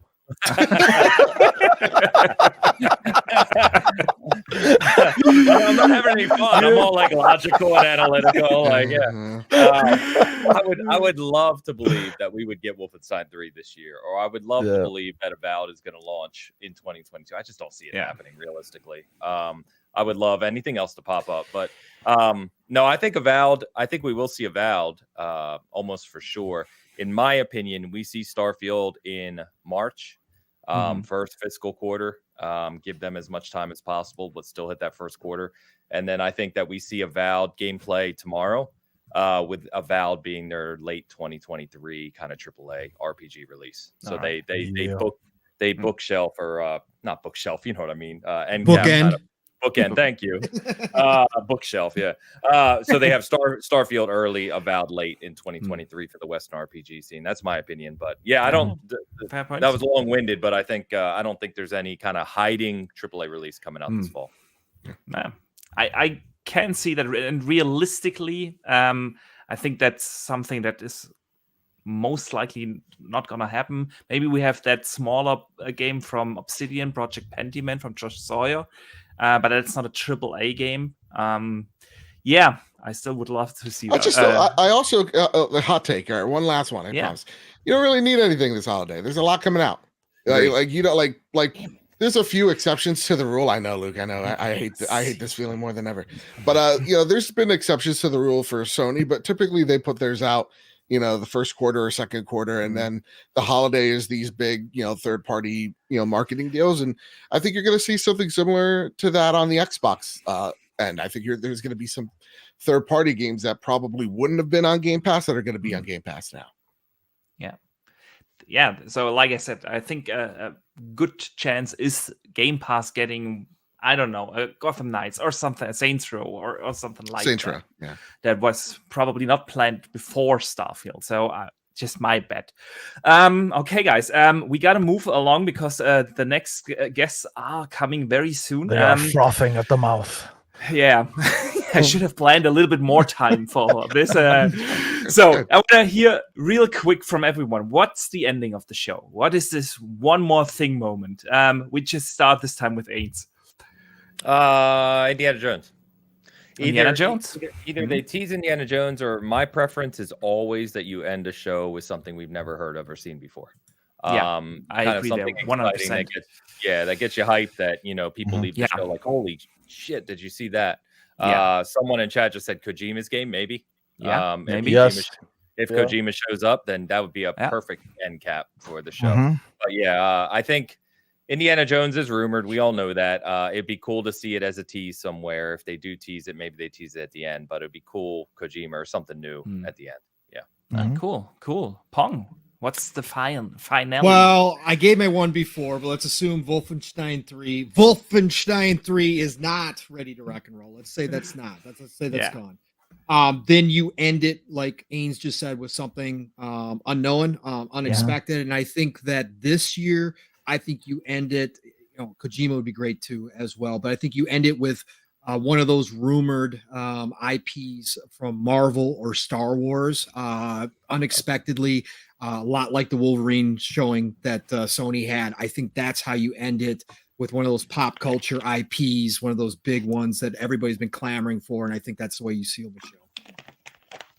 I love it. I love it. Luke, I have a super chat for you. For me? From Fatboy Horror. I didn't even have to put him to him. Guys, I want to get Luke on for a full podcast, and this way it's not gonna happen. That's good. Fat Boy, you know what? I hope you enjoy your show, Fat Boy. I hope you enjoy your show. Luke. That's right. That's right. The man paid to say boo to you, bro. That is some dedication. That's right. I really gotta give it to him. That's true. That's true. Luke, let's hear it. The mic drop moment at the end of the show. I honestly don't think you're getting a mic drop moment, but a really fun hype moment. Because and I say that because we know so much about their catalog already, like what's coming. We know about 13 titles that are coming that I could just go from the top of my head. I think a cool mic drop moment would be the very, very, very last thing that they do is they drop in with like slashing, like shink shink type sounds, a K-I, and then you hear the words Killer Instinct, and then the show's done. And that way, you know, hey, we hear you, we're working on it. You get hyped, speculate as much as you like. They'll absolutely take over the news waves for the next week or so. Just if they do that and they show nothing else, I think that would be a cool get hyped moment. There's been a lot of smoke around Killer Instinct right now, and it would be cool for them to kind of quietly acknowledge it while generating some traffic on it as well. I think that'd be a cool moment. Yeah. Mr. Badbit, the ending. So, okay, everybody close your eyes because this is going to be magical. They wheel out. I know out. what happened last time. Oh, he does indeed. So they wheel out both Banjo and the Crackdown 4 guy. And they're like, look at this. Right. These are these two mascots you really love. And then Phil Spencer takes out his blazer. There's a little remote control of a button, presses the button, bam, falls into a pit of acid. You hear their slow and painful demise. And they go, that one's just for you, Luke and Ains, you old sons of guns. But my real thing, now you can close your eyes because this is real. 2016, PlayStation gave Kojima Floating Stairway. No. We're going to make this angelic mother. We're going to make him float like this. And kind of like white everything, kind of like the Messiah. And we're going to have Kojima float onto stage and he's going to show us Overdose. Because to me, and I'm going to say this right here, right now, Death Stranding, my first Kojima game, and I absolutely loved it. So that was your first? My first one, dude. I've never. How are you a PlayStation guy? I know people yell at me. I get it. I watched Guns and Patriots. He's a fake fan. I am. What can I say? All right. So Kojima ending the show. Kojima ending the show. Again, I love his weird energy. And then I have a drop mic moment. Boom. Brute Force 2. Let's do it. Ooh. To end the show? Yeah, Brute Force 2. Same graphics as well. It did not even. It's like they almost didn't try. Let me keep mine quick. Okay, if you don't see Fable or Perfect Dark in the middle of the show or any time during the show, you're gonna see it at the end. I think Perfect Dark would be nice, to kind of. Yeah, because of the whole thing with Crystal Dynamics, I'm just saying, I don't know. You want to talk about pie in the sky? The only thing you can think of is pie in the sky to end the show. Kojima, sure, yeah, that would be cool. That would be great to show Avowed. But absolutely. I think showing Perfect Dark or showing Fable at the end of the show with a release date, something. I think that would be. That's personally what I would think if we don't see it during the show. Yeah. Fable would be awesome, man. Yeah. All right, gentlemen, I want to thank you all. It's been a blast. I could chat with you for another 2 hours about the show, but we already have the next guest here, John from Xbox Era. Welcome. Thank you for joining. Guys. I was already losing it at the pit of acid death. I'm weirdly I'm here for it, so let's see what happens.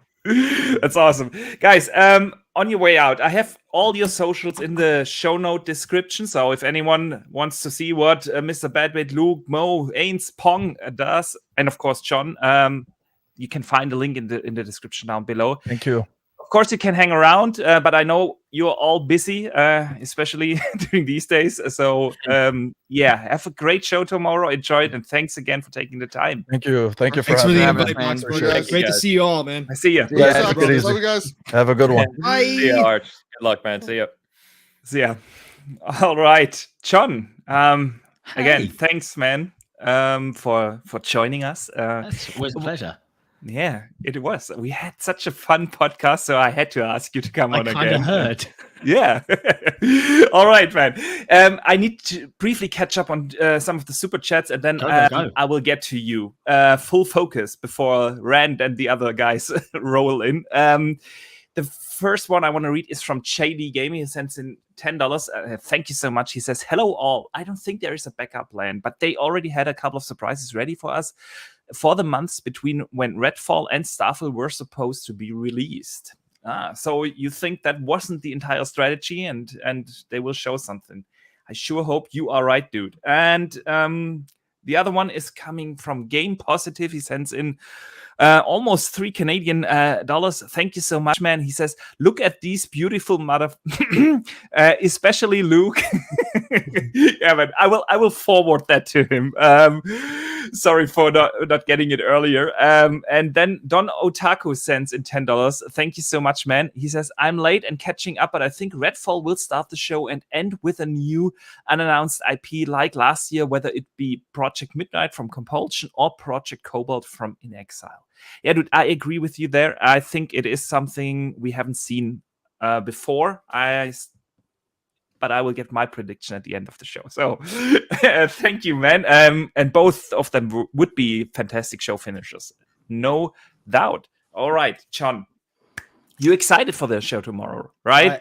I think it's going to be a very good show. Yes. Oh, yeah. Not just... I think Xbox do a pretty good job every year, but this year, even with Starfield and Redfall delayed, I think we're all in for a very good time tomorrow. I think so too. I have zero doubt. It's good. Absolutely. So, what do you think? How are they gonna start this show? What's the first game we see? Cool. See, we did predictions and stuff, but I don't think I've gone into the full realms of start, middle, finish. I think I'm aligned with your general thoughts around and some of the general thoughts in the community. I think Redfall would be a good one to start on. Probably high octane action, probably be a good opportunity to put some of the naysaying to death. Oh, you're making Arcane do a multiplayer game. Let's put that to bed. Show the kind of immersive sim qualities that Arcane are known for and surprise everybody with that out of the gate. I think that would be pretty cool. Absolutely. Hey, Rand. Welcome to the show.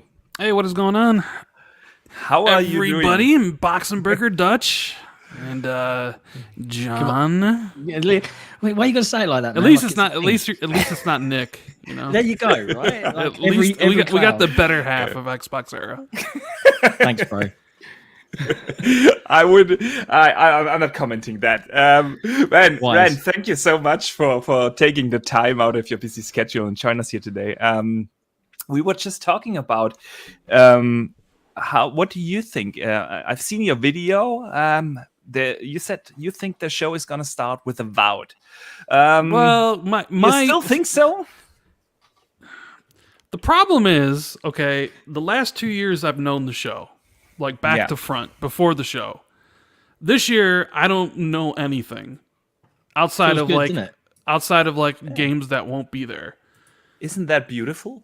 It is. But I also kind of feel that I'm gonna change. I don't know. Like my video prediction's my video prediction. I think they might actually start with Redfall.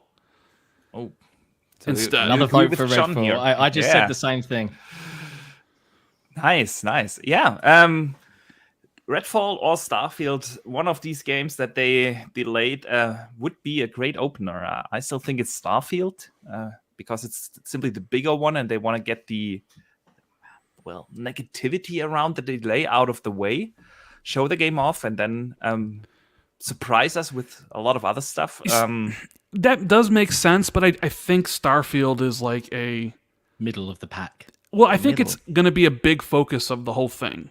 And I'm not sure you start off what would be the big focus of the show at the very beginning. Okay. So I could easily see Starfield being a middle of the road where they actually dedicate quite a lot of time to it, or they end and dedicate 10 minutes at the end to Starfield. So I don't think they start with it, because I think the end is it needs to be something new, something we don't know of. So, John, what do you think for the end? Well, I'm kind of with Rand. I think that they'll stick Starfield somewhere in the middle. You could, if you were to end the show with it, you could kind of fake out end, like the just one more thing end. Because Starfield's big, it's definitely going to generate a lot of the headlines. It's the, it's the next Skyrim, however you want to word it. Yeah. Didn't really like Skyrim. I know. Careful. RPGs. Oh, you want to dedicate 100 hours? Be like, no, can't do it. I like the idea of Starfield because as much as I wanted to really enjoy Skyrim and other Bethesda RPGs, I just bounce off them. But sci-fi and near realistic space is kind of my jam. So I'm hopeful that Starfield's going to be the one that gets me. Like a lot of people had Skyrim or Oblivion or Morrowind or whatever. But I think slap bang in the middle or latter third. And I do think that they'll end on something, surprising and, we didn't see that coming. And then, like punch out and that's it. Yeah. Unless, of course, the Starfield reveal is so ridiculously awesome that it will blow minds anyway. So that's a judgment call on their part, really. Okay. We'll see. Okay. So, Rand, where do you lean? With the end. With the end. Well, my video, I said Starfield, but then I said I was like, the end is Starfield, but the stinger, the one last thing, is Indiana Jones. No, I would love that. Yeah, it would be cool. It would be, because I don't really like the idea of just ending straight on Starfield. I feel like it's better if you show something that nobody's seen yet or heard about. So that leaves we haven't really seen Indiana Jones. We haven't seen Compulsion's game. We haven't seen In Exile's game. There's the rumored Kojima game, right? Yeah. Overdose, which my BFF Gaz. Hello. Welcome, dude. Welcome to the show. How are you doing? I don't even need to do lines. I'm so hyped, man. That's the spirit. I can't wait. I'm like a little kid. Sorry. All right. Red, I love the idea of indie finishing. That is sweet. Yeah, yes, we were just talking about start and ending of the show. Where do you think? What do you think? How do they open up and close Starfield start. So I assume most people think Starfield will be the starter. I think it will. I think it makes sense. Maybe perhaps they'll scale down the showings, not the game. Oh God! Another Fable situation here. Yeah, I know. Not Fablegate again. But yeah, scale down maybe the showing too much. The problem with the delay is that you kind of lose the bluster of showing off it close to release, so there may be a slightly smaller showing. But Starfield to start off with, I think they need to show that, because at this point it's gone so far, we're kind of wondering, what do you actually do in the game? You call it Fallout in space, but what do we actually do? Rand is right. No, he's not. Get out of here. Whoa. Reverb. Normally I would say that, but I don't know this show. For all I know, Avowed may not be there. These games that people think are there may not be there, and then Rand, the chat absolutely thinks. I don't. Trust me, I'm not lying. I am not. No. I am not lying when I say I don't know anything about this show. On the subject of indie finishing, you kind of got me thinking about how cool it would be for indie to surprise everyone to start. Because just think about it, complete darkness, and you just hear dun dun dun dun dun dun, and then the music starts. Like I would freak the hell out right then and there, as would every 30 to 40-year-old in the room. So could happen. All of us then. Yeah. So guys, and how do they end this thing? Oh, it's almost a cliche at this point, the one more thing. Yeah. It's almost expected now, to the point where it's kind of sad, but at the same time, that's the thing that makes us excited. I think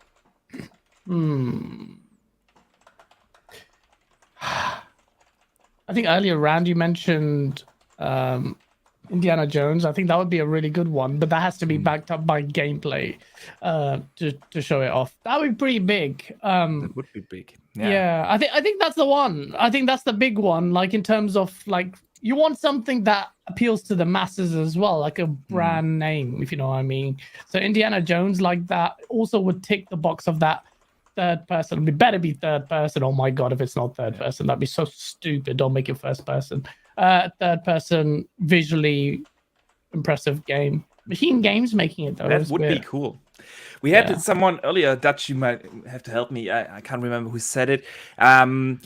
He thinks that they end with their backup plan for 2022, like a Wolfenstein 3 is ready to go for this fall, and that's how they end the show. And I want to forward this question here now to you guys. What do you think is the backup plan for Microsoft this year? In terms of releases that are actually going to physically appear in store shelves. Yeah, exactly. So what do they do to compensate that void or fill that void that is left by Starfield and Redfall? I'm not sure about AAA, but I would expect be AAA. It better be AAA. Are we has limiting to be. ourselves? What do you mean? I'm asking, what do you think they do? It can be like Game Pass fillers. Game Pass. Game Pass filler. Don't trademark that, Boxenberg. God. Don't know how I meant it. Like a Saints Row or Gotham Knights, or do they have a Forza ready and that's the backup plan, or Avowed? We hear that. There are possibilities. What do you think, John? Well, they did this statement, right, where they said, we expect to release or hit a similar release cadence to our fiscal year of last year, which they had a great year last year, which was, yes, a lot of it released everywhere, but from a pure Microsoft Studios perspective, they had a good time.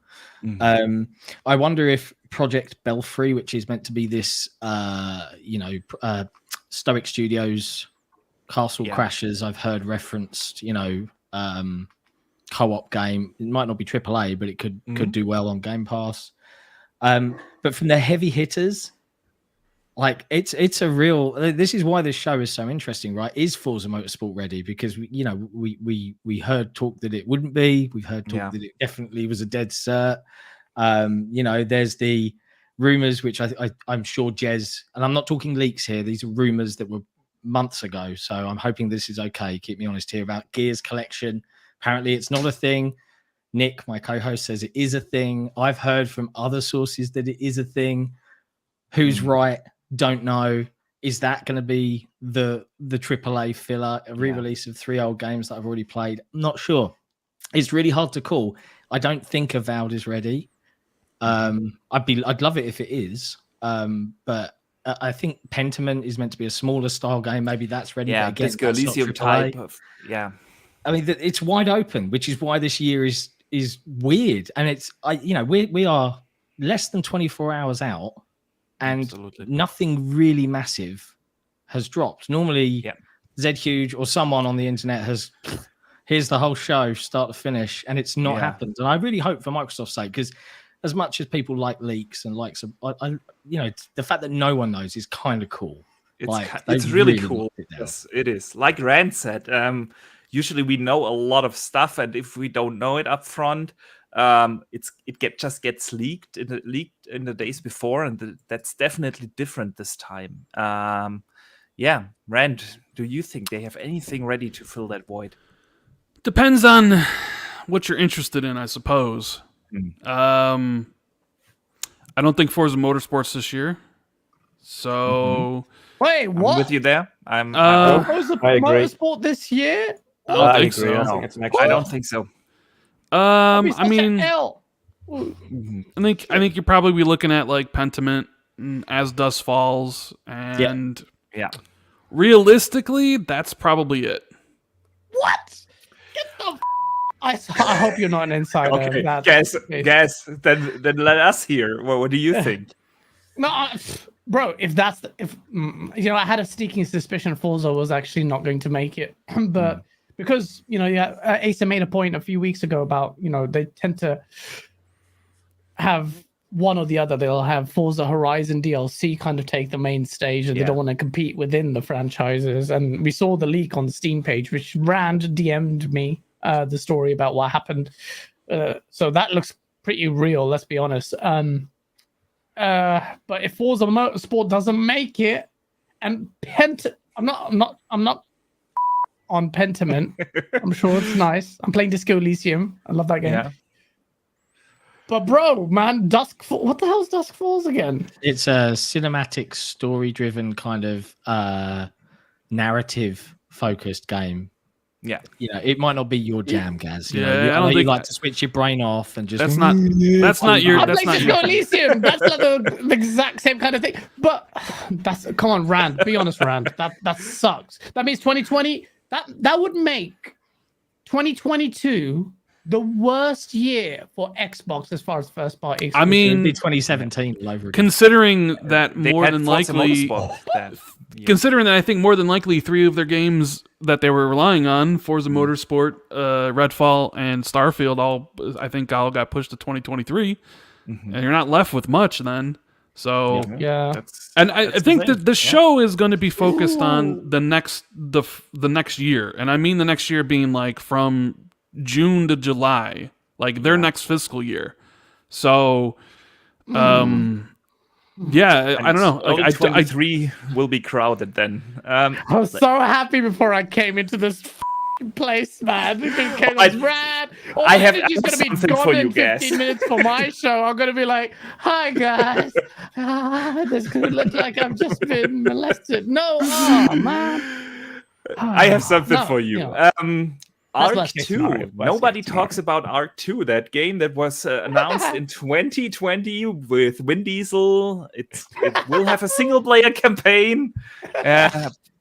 You guys think they will use that as one of their main games for this year? I think they will be contractually obligated to show it in some form if it's ready, yes. Yeah. Okay. I can't speak for much excitement. When I first saw Ark, I was like, open world dinosaurs.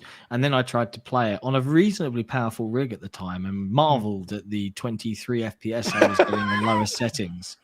And then marveled some more when I eventually gathered enough resources and logged out to find that my body was violated while I was not even online and everything was taken. And then I kind of was like, well, I'm never going to play this ever again. And granted, I've seen that it's actually very popular and it's had a load of updates. I still don't think it runs particularly stable, but as evidenced by the youth of today, yes, I am that old. People don't care about frames per second when you're young. You know, it's Roblox all over again, but with dinosaurs. That's what the Ark is. And if Ark 2 is going to be super popular for Microsoft, then it's going to be is it a Game Pass game? I can't recall. Yeah, I think so. Yeah, they'll probably be quite happy then because it will pull in the people that play that kind of stuff. You know, just like Roblox did for that particular segment of the market. So, but am I excited to see it? Am I excited to see a CG? No, Vin Diesel? No, not at all. Where do you stand with Ark, Rand? I couldn't care less. You couldn't care less. Could not care less. I know that's a short answer, but it's the truth. It's what they said. They will have a single player campaign ready with the second Can one. I play as Vin Diesel and my familia? It looks like you will. That's at least how I interpreted it. I think Gaz is going to be excited for Ark 2, though. Yeah, Gaz strikes me as definitely a big Ark Let's fan. hear it. Actually, I like Vin Diesel. He was good in what's it called? Chronicles of Riddick. So maybe that was a great game. Chronicles of Riddick 2003. Yeah, that was an amazing game. What about Stalker 2? Stalker 2 is not going to make it, obviously, because of the war. You think? They won't be able to do it. That has a justifiable reason for it to be delayed. I'm not saying the others don't, but they don't. But yeah, they definitely do. So, bro, I'm gonna completely delete everything you guys have just said to me and go to my show, and I'm gonna bring back the energy and just gonna. Yeah. Are we deflating you with realism? I mean, this is worst case scenario. No. This is worst case scenario. But like the question is, and I think the reason why you're asking all of this is because the glaring vacuum left from those delays. And what I don't want my Xbox to do is, because now they're going to say, hey, we've got, they said they're 5, and I got really excited and I pushed the tweet. Oh yeah, 5 exclusives in the next quarter, more or exceeding our previous years. But I thought, hold on a minute, you're counting Redfall and Starfield in that fiscal year goes up to April. Well, fiscal end of June. End of June. There you go, even more time. I mean, yeah. So it's Redfield, it's Redfall, Starfield. It's Forza Motorsport. I mean, depending on how they count them, As Dusk Falls, Pentiment would be 2. Project Belfry would be 5. Depending on what else they have. Like, I don't know if they'll count Deathloop or Ghostwire Tokyo, because they didn't count them last year when they came out on the PlayStation. So I don't know. So that's the thing about this show, is that like it's all up in the air. It's all up in the air because it hasn't leaked. Well, some things might have sort of came out, but anybody's, your guess is as good as mine. I'm sitting here constantly rethinking about what's going to open and close probably until the show actually starts, and like I'm trying to think like what games are going to be at the show. I do think we're going to see a large indie presence though, Box and Burger. Yeah, like they always do that. Yeah, I agree. Last year they showed 12 indie games. I went back and I watched and I counted. I would probably expect something similar. ID at Xbox, a lot of Game Pass Day 1 stuff. Yeah. But yeah, Gaz, you seem shell-shocked, bro. What's going on? Yeah, man. Bro, what do you mean? What do you mean what's going on? You literally just deflated the hell out of me. But I didn't know you were such a motorsport fan. Yeah. Well, actually, I'm not that massive a motorsport fan. In fact, I only recently just played Forza 7 because I'm more of a Horizon fan, but because it's taken such a hiatus, it's why I'm excited. There was a fatigue with the franchise because I questioned the utility of having all these games coming out again and again as like incremental upgrades, but I wanted to see something sizable. Forza Motorsport is supposed to represent that big next gen jump, so I was excited for it. I'm a big car guy as it is, and it generally, I want Xbox to do well as well, so it's just kind of disappointing that with all these studios and what we thought was the death of the Xbox has no games narrative, we might be facing a year that, like John says, 2017 was the last time it was that bad. How does Microsoft even land itself in that situation? And I'm really out of sympathy. I'm sorry. Sorry. It's 2022 now. COVID is not going to give me any kind of... I wish I could use COVID as an excuse with my clients now. They would literally sorry, I can't swear on the show. They would do things to me that were really bad.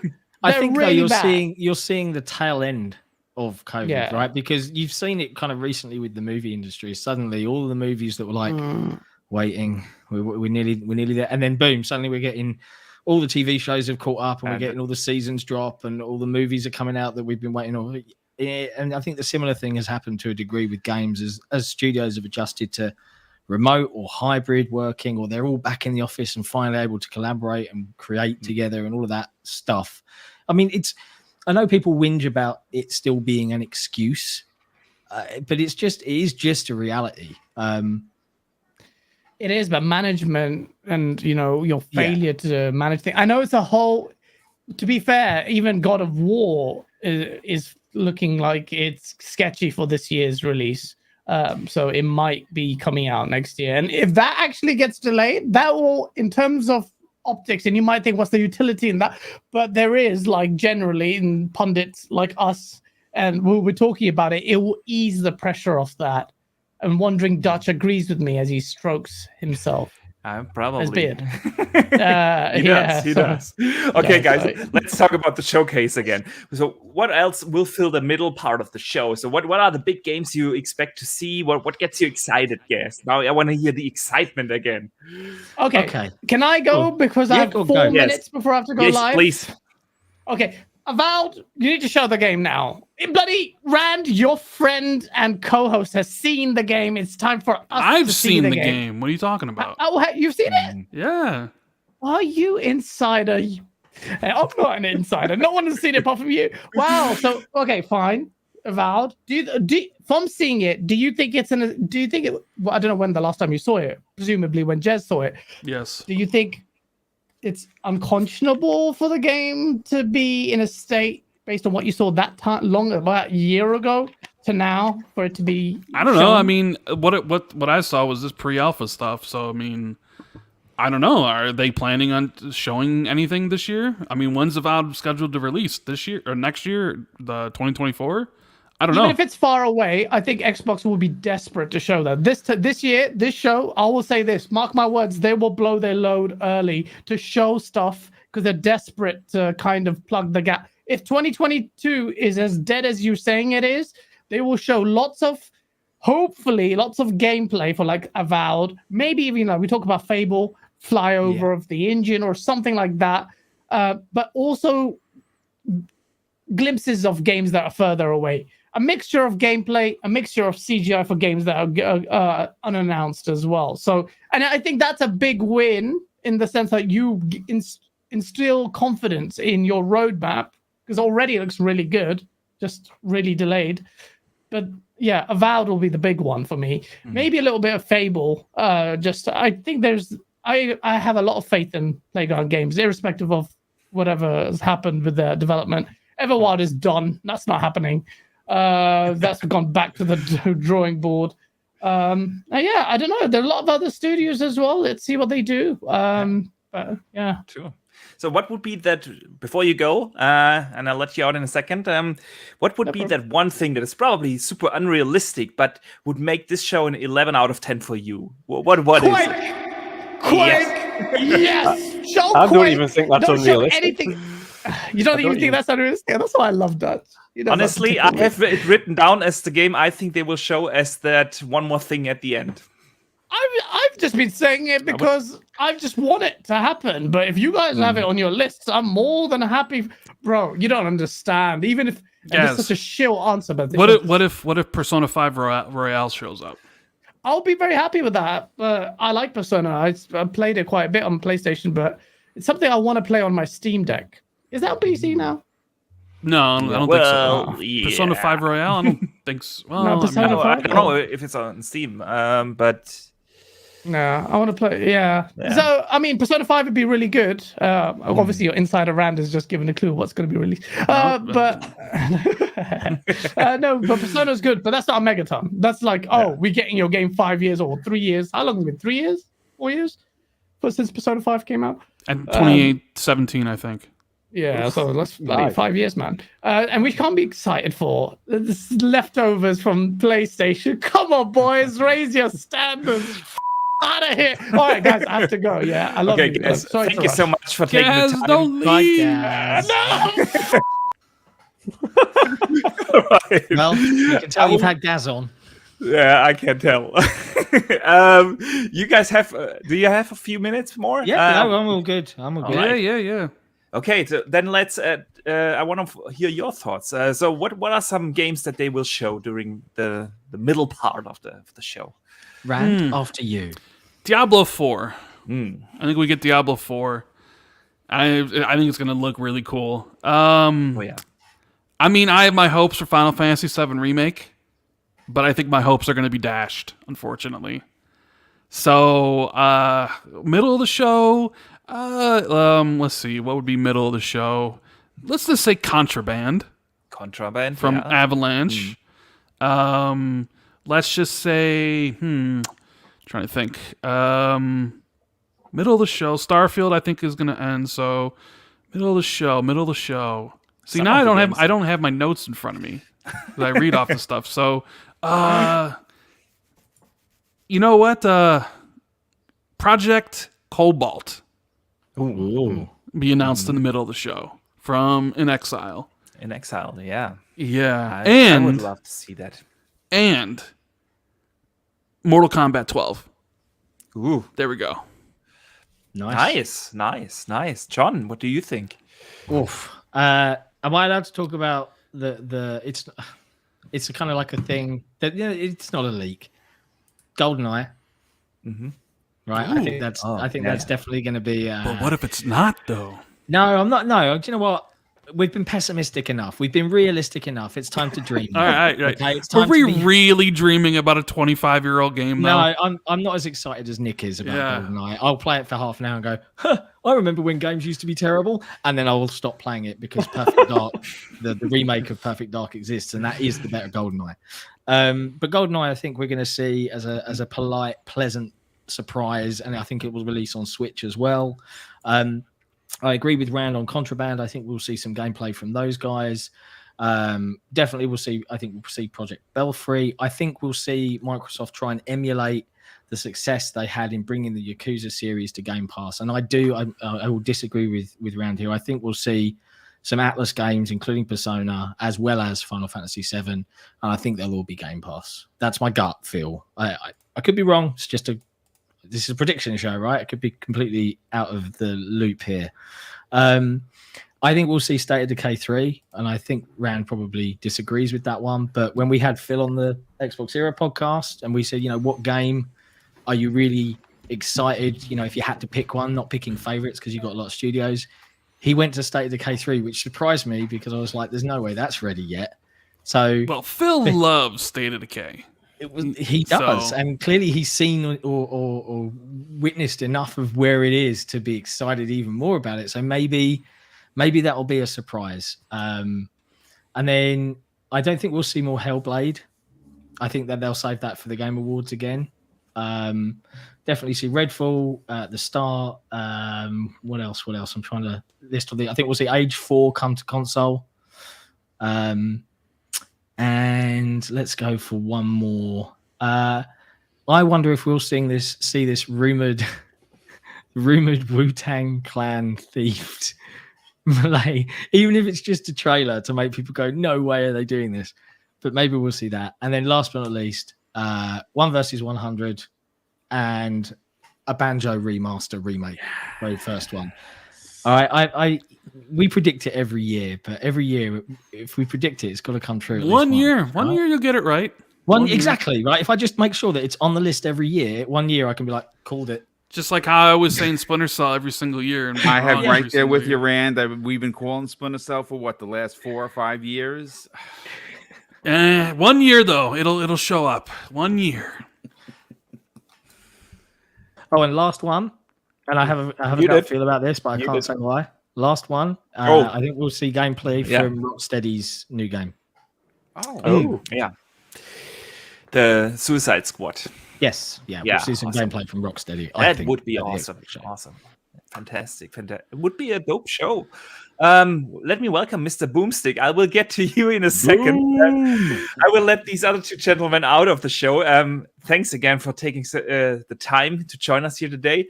On your way out, in case anyone in chat doesn't follow you guys, you can find the links to the socials in the show notes. And I want to hear one thing from you that makes the show an 11 out of 10. What will be this one, probably a super unrealistic announcement, but the dream for you? Rand, let's hear it. Go to John, because I need to think about this. Okay. I've got one queued up. I don't think it will happen on either way, but I would love to be wrong. Either one of these would make an 11 out of 10. Either give me an extended Perfect Dark gameplay segment showing off how you're revolutionizing the FPS genre and bringing back secondary gun functions, and I want to see the laptop gun go on the wall and blast some people in the face, or show us some open world Fable with all of the glory. You literally just stole the two things I was going to say. Give me Perfect Dark gameplay or Fable gameplay. That's what we want. Literally, I wanted you to go to you the first. Same person. Jeez. Yeah. We have the same excellent taste, Rand. That's how we can exactly put it that way. Two paraprofessionals. Indeed. Absolutely. All right, guys. If you want to, you can hang around, of course. But I know you are probably also very busy. So yeah, thanks again for taking the time. My pleasure. Well, thank you for having me. Yeah, no, it's been a blast. All right, guys. Thanks. Then I see you guys around. Peace out, Banjo Believe. Later. And then enjoy the show tomorrow. All right. Mr. Boomstick, welcome to the show. Thank you, man, for joining us here today. Last and no way least, I would imagine. No. We have one other guest, but he wasn't able to make it live. So Lord Cognito sent me a video that he recorded just for this show. I'm going to play that right after I got your thoughts. And then, of course, I want to hear Wandering Dutch's thoughts about the show, and I will give my thoughts as well. But yeah, man, Boom, thank you for joining us. I know you're super busy as well. It's game show season. Where's the hype level? My hype. Look. Here's the thing. I said this publicly, and I'm not ashamed to have said it. When the delays were announced, as an Xbox fan who had extremely high hopes for 2022, the wind was taken right out of my sails. I'm not saying I was crushed. I'm not saying that I was devastated. I'm saying that the wind got taken out of the sails a bit. And it kind of stayed like that for a bit because, Xbox did what Xbox should have been doing, and they did. They circled the wagons, they tightened the ship, and we got no leaks. And as we started getting closer to which is expected to be the biggest show tomorrow, we started hearing little things here and there. So it started building. For me personally, like my hype level is a 15 out of 10. Because that's the spirit. I love to hear it. Honestly, it's like a 15 out of 10 because one, this is a nerd gamers Christmas. We say it every year. I have high hopes for some big reveals. I was sent some things. You take everything with a grain of salt because unless Phil Spencer's personally sending it to you, you gotta temper the expectations of what's been out there. We have heard that from several. What I said to temper expectation. Fuck it. I'm a kid on Christmas Eve. I'm excited and I want to be excited and I want to get that hype. That's part of the fun. Well, look, the truth of the matter is that there are two things that if they happen, which they might or they miss, like it's kind of like a flip of a coin. Yeah. If they happen for me as an old school gamer who has an affinity for these two IPs, if they show up, I'm gonna fall out of my chair, and that's Banjo-Kazooie and Killer Instinct. Those are two IPs that I am absolutely jazzed about seeing brought into gaming. They both, we saw Killer Instinct come back, right? 2013, great. It was supported by 2 studios. It had 4 seasons. It was amazing. And of course, Banjo-Kazooie, how is it that we're in 2022 and there's no Banjo-Kazooie? I don't understand it. I don't get how an entire genre of family games has been just overlooked by Xbox. Yeah. That kid-friendly mascot. Absolutely, man. And listen, we will get to Banjo in a second. I need to catch up on a couple of super chats that I missed. It's been a crazy show with all these guests, and I can't thank you guys enough for the support. CEO Merit TV sends in $2. Thank you so much, man. And then we have JD Gamer, and I should have brought that up a little bit earlier, but we will get to it again, dude. I promise you. JD Gamer says for $5, panel, don't forget about A Plague Tale Requiem, which is due to release soon into Game Pass. Yeah, we were talking earlier about as well. I was going to say they had a little video yesterday. Yes, from the Tribeca Film Festival. But there was very, very, very light on gameplay, so I suspect it'll be shown with Xbox. I agree. Gameplay. I agree. Boom, do you think we will see a Plague Tale?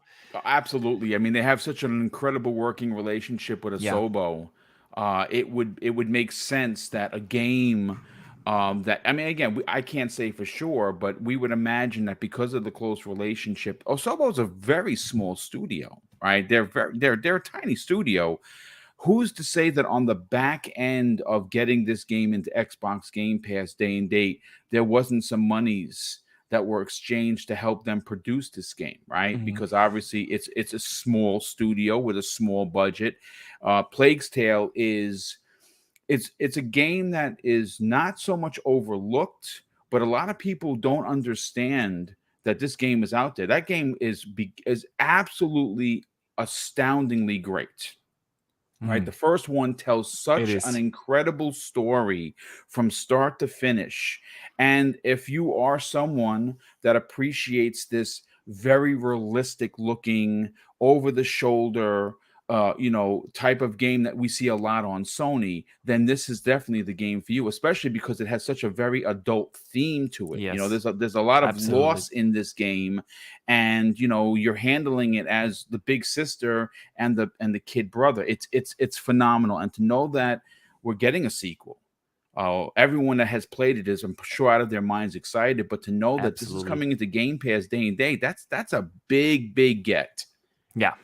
100%. It is one of the most underrated games of last gen, if you ask me. It is absolutely fantastic. I was so happy to see when the sequel was announced, and I actually really don't care whether it's exclusive or not. It is coming day one in Game Pass. That's what matters, right?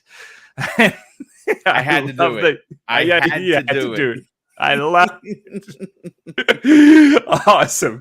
But man, I've asked everyone who joined here today, what do you think will open the showcase and what will end the show?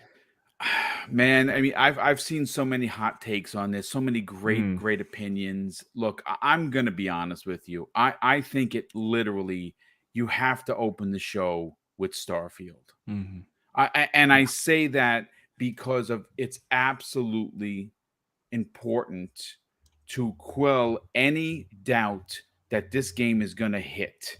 You have to get out there. Listen, it's delayed, and I'm heartbroken over it. I'm a big fan of Todd Howard. I'm a big fan of Pete Hines and all the incredible developers over at Bethesda. This was supposed to be their coming out party, right? No questions asked. This game is going to hit. And I know it's going to hit, but I would really appreciate for someone to really just blow. At least, I mean, isn't that a way that you come off? You start the show on the right foot. Like you take everyone that has any doubt. I mean, perfect example.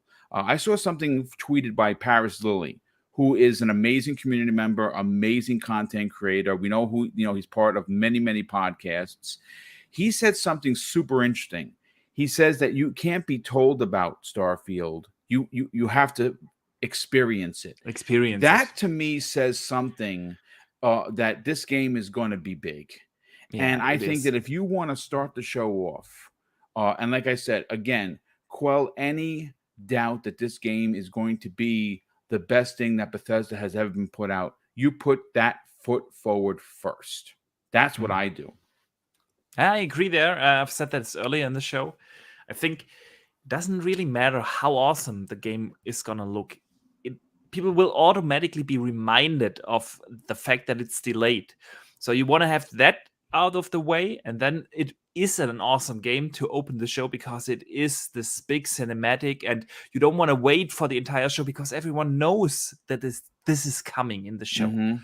Yeah, so otherwise you would be sitting through the entire show, and no matter what they show on screen, you will always have in your back, okay, and when is Starfield coming in? And that's why you want to get it out of the way. I agree there. And what's the ending? Boom. Oh man, I have heard your take on this, and I wonder if it has changed because you know what, I've already talked about the whole you invite Ed Boon out, and he comes out and he says, listen, we're working on. He eventually leads up to we're working on Killer Instinct. But I'm going to be honest with you. 2022 right now for Xbox is a conundrum, right? We have no idea what's coming. We're hearing different. One person said that it's that Motorsport coming spring 2023. One person said it's coming out in November. So we don't really know. We know Starfield's not going to be there. We know Redfall's not going to be there. So at this point, it would be literally the next question I would ask you. What's the backup plan for 23? Well, see, that's why I've changed my theory. Again, my dream is the Killer Instinct dream. The Killer Instinct. That's the Ed Boon comes out and says, "Hey, listen, I can't show you what we're working on, but I'm just going to play something for you." The music comes on and it just screen goes black. They just drop the mic and that's it. That's the ultimate dream scenario. For me, if you want to salvage 2022 for games and Obsidian is ready, you turn around and you close with Avowed, and then you give us a release date for this year. That's what I'm thinking. I'm thinking that you do something. I love it. In December, you give us an opening cinematic, you go to some gameplay, and then as the gameplay is ending, screen goes black, and it's 12/9/2022, and there's your savior for the year. We lost Starfield because they want to give it more time. No problems there. But then they turn around and they save the year for Xbox because they've released this big mammoth, answer to Elder Scrolls in the way that we know Obsidian can deliver. Yeah, I love that. We had someone earlier. Dutch, do you remember who it was? It was either Bad Bit or Luke. I don't know. The ending of the show is the backup plan. Basically, he said Wolfenstein 3. Yeah, good one. Come out, show this one, and then bam, out in fall this year. It would be this mic drop moment to end the show because, like you said, it is a big question mark. What's the backup plan? So you go with Avowed as the backup plan. You think this is going to come out? Anything else? Listen, you and I have been banging this drum. Wolfenstein, we think is. I mean, we know. I'm hearing different things. I've been seeing so many hot takes on it that it's going to be there. We know that Machine Games is going to be there. We know that we have a potential to see something with Indiana Jones. Whether it's an in-game engine or something. But I think the one game that they've been working on is Wolfenstein, and I would love that. I mean, it would be it. If you think about this for a second. You would literally be taking Starfield and Redfall, two new IPs, off the table because they're delayed, and replacing them with two same genre, first-person games, but the replacement games are as important to Xbox as the ones that have been delayed. That would be a and then again, you add Deathloop and the potential of Motorsport, and you have one heck of an ending for 2022. Yeah, it would be the filler for the void that is left by Starfield. I agree. That would be awesome. Man, I sure hope your prediction becomes reality. No doubt. So drop some other names. What other games do you think will be shown somewhere in the middle of the show? We have covered now the beginning, the ending. What else do you expect to be at the show? Well, I mean, you know what? I mean, it's I don't want to get safe here and say, we are going to see something from Killer Instinct. I think they know that. Listen, the one thing that Microsoft is missing is that they have a lot of things covered. We know that they're the kings of Western RPGs, right? We know that they're the king of racers. We know that they literally have the market cornered when it comes to first-person shooters, whether that be Halo, whether that be Wolfenstein, whether that be they have so many things that are really running tight ships. What they're missing, and what I think needs to come to the table, and I think we've all talked about this, is they need to prove not just to us, but to a whole other region of new potentially found gamers in the East. And I think that they need to address the Japanese type of game that again, I understand for America, it might be a very, very niche market, but there's a market nonetheless. There's plenty of gamers that I talk to on a regular basis that want JRPGs, that want that kind of experience.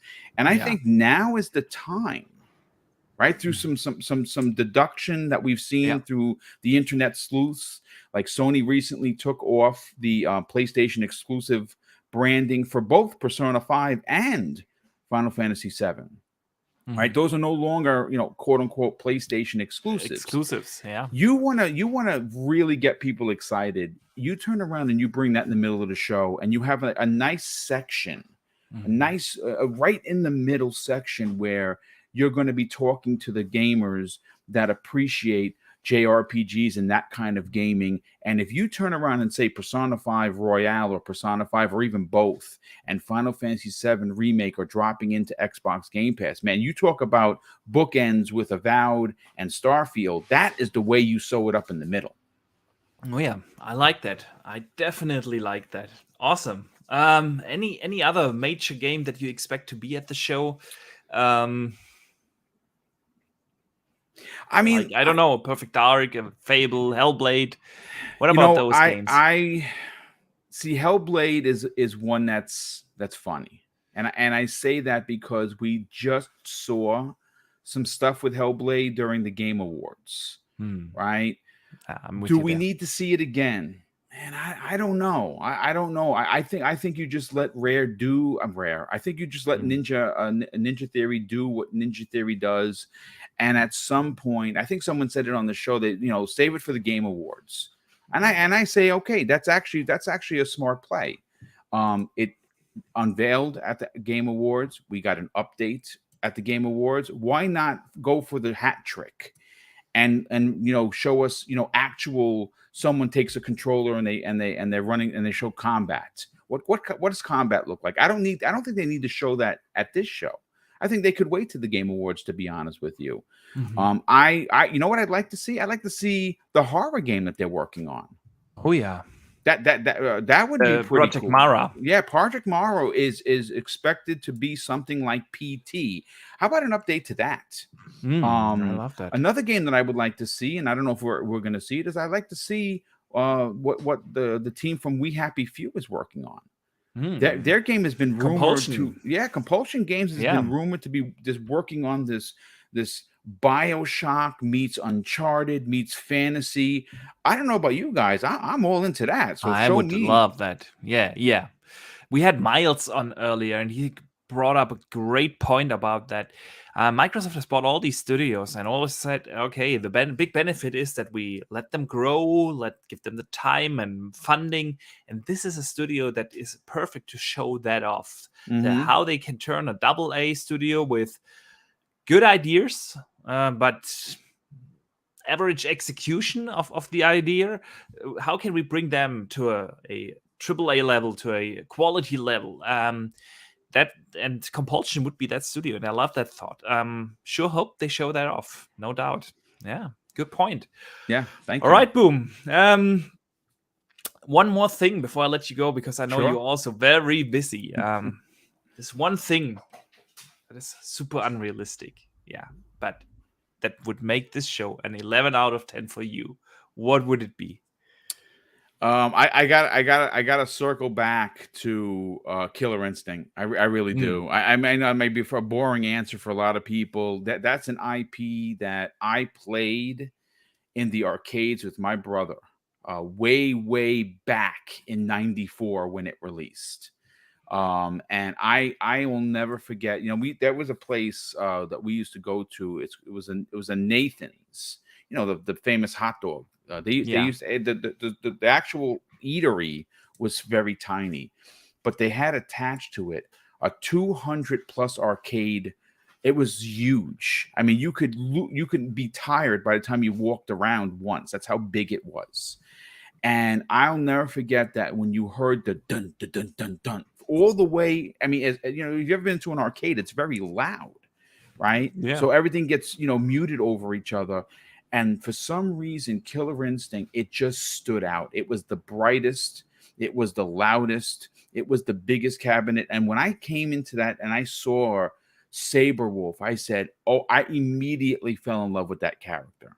And that has been my go-to character.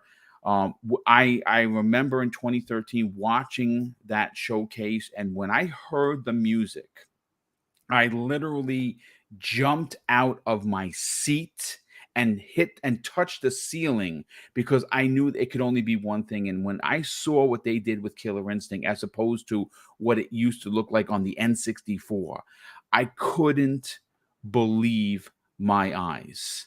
And to see that game came back in such an incredible way, and it just unfortunately kind of just died on the vine, so to speak, because of developers. The first developer purchased by Amazon and then closed, which was awful, right? The second developer comes in and they do an outstanding, almost immortal-like job making it better.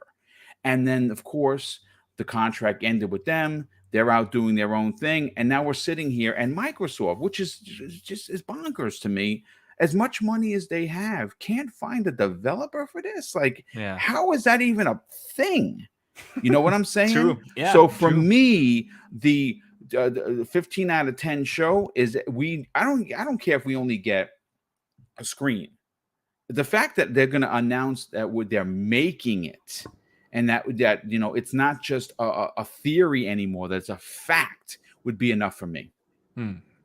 I like it. Man, it is something, even though I'm not the biggest fan of fighters, it's not my favorite genre in the world, but I agree with you. They sit in there on an IP that is beloved by so many, and it is something that is missing in the portfolio right now. So,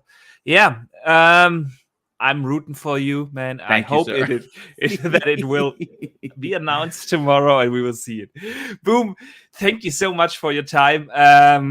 And have an awesome show tomorrow. Enjoy it. I know you will be also covering it. It's going to be awesome. And if anyone is interested and not following you yet, you can find also Boom's links in the show notes. So definitely check his stuff out.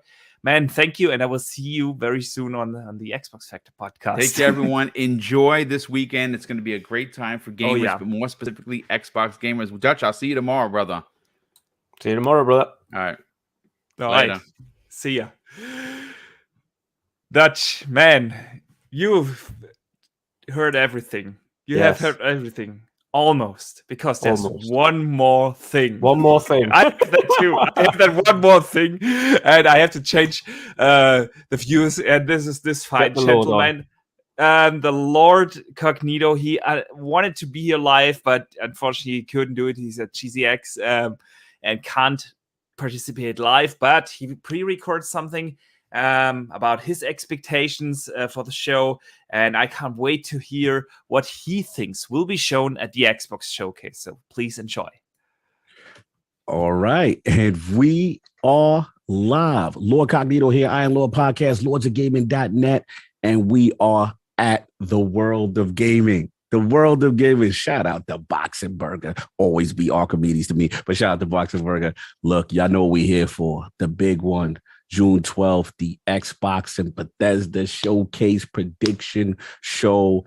This is a big one. A lot of pressure coming into Microsoft. We know about the delays. We know about what's going on. What are they going to do? What are they going to show? So what does Cobb think's going to happen?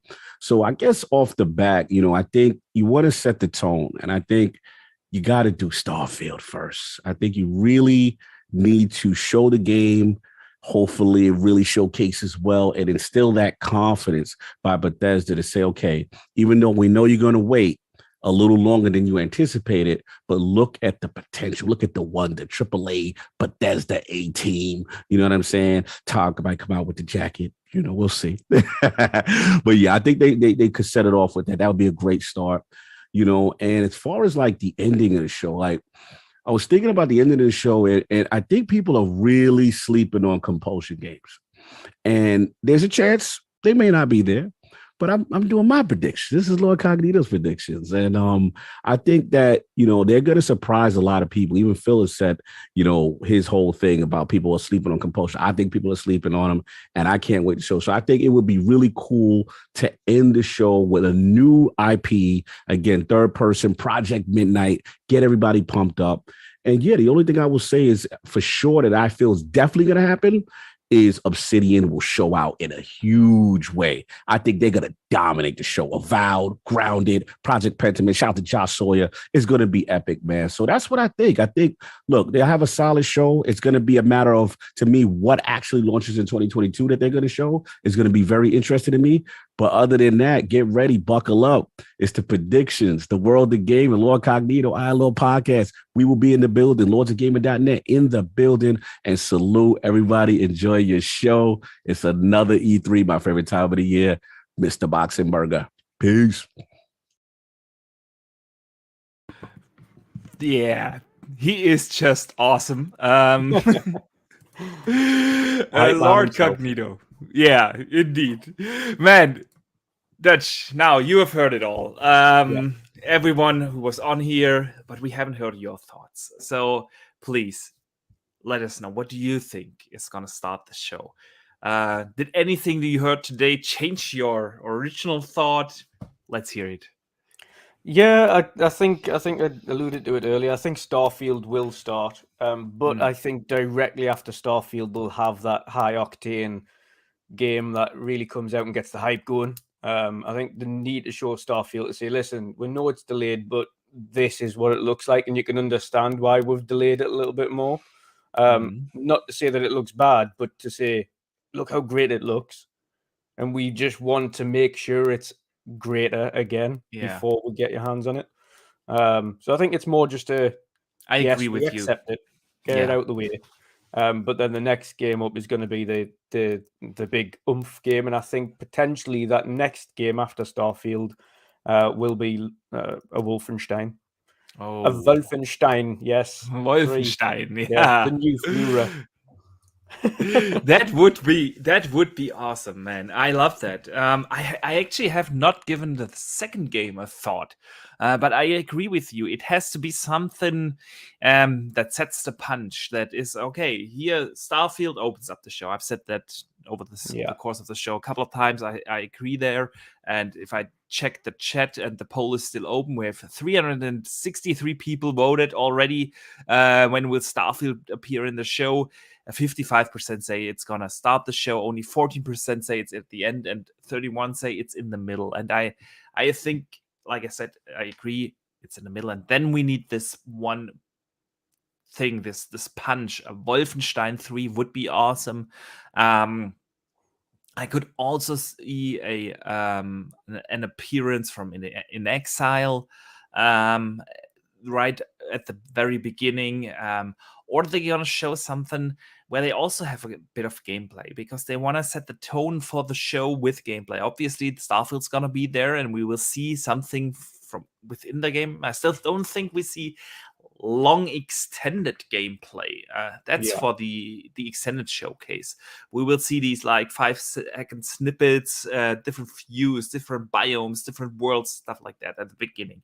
And then right out after that, another game that they can show with actual gameplay, and it's Avowed, for instance. I agree on Avowed. I just think the second game up would have a little bit more energy. I think Avowed is Wolfenstein. Yeah. I like that. I like that idea. I'm taking that as well. No, really, it's a fantastic idea. So we have asked everyone, what's the finale? The one more thing. I don't think it's going to be one more thing. And I remember back to last year. Yes, we didn't know Forza Horizon 5 was going to drop, but they showed it. However, they tailed off with a little bit more of a quiet ending. So they had, here's Forza Horizon 5, and then they had that developer kind of more of a deep dive. Here's some multiplayer, here's some stuff, and they calmed it down a bit. And then that was the show. Well, so they had Redfall at the very end. What was that? They ended the show. Redfall was the one that they ended the show upon. So we have one more thing from Arcane, and then they've shown Redfall coming summer 2022. Yeah. I think it's just maybe because it was CGI that it didn't hit as much as, like, I can't place it in the end. Like, I remember Redfall, but I didn't place it at the end in my mind. I just remember seeing it. So I don't think it was the big one more thing that they were expecting either. I think, if that makes sense, I think it didn't really have the same oomph that I think a lot of people think it did? I'm not sure. Arcane is very beloved, and to see a 4-player co-op action shooter type of game, they said it's going to be open world and everything. I thought it had that oomph moment. Right.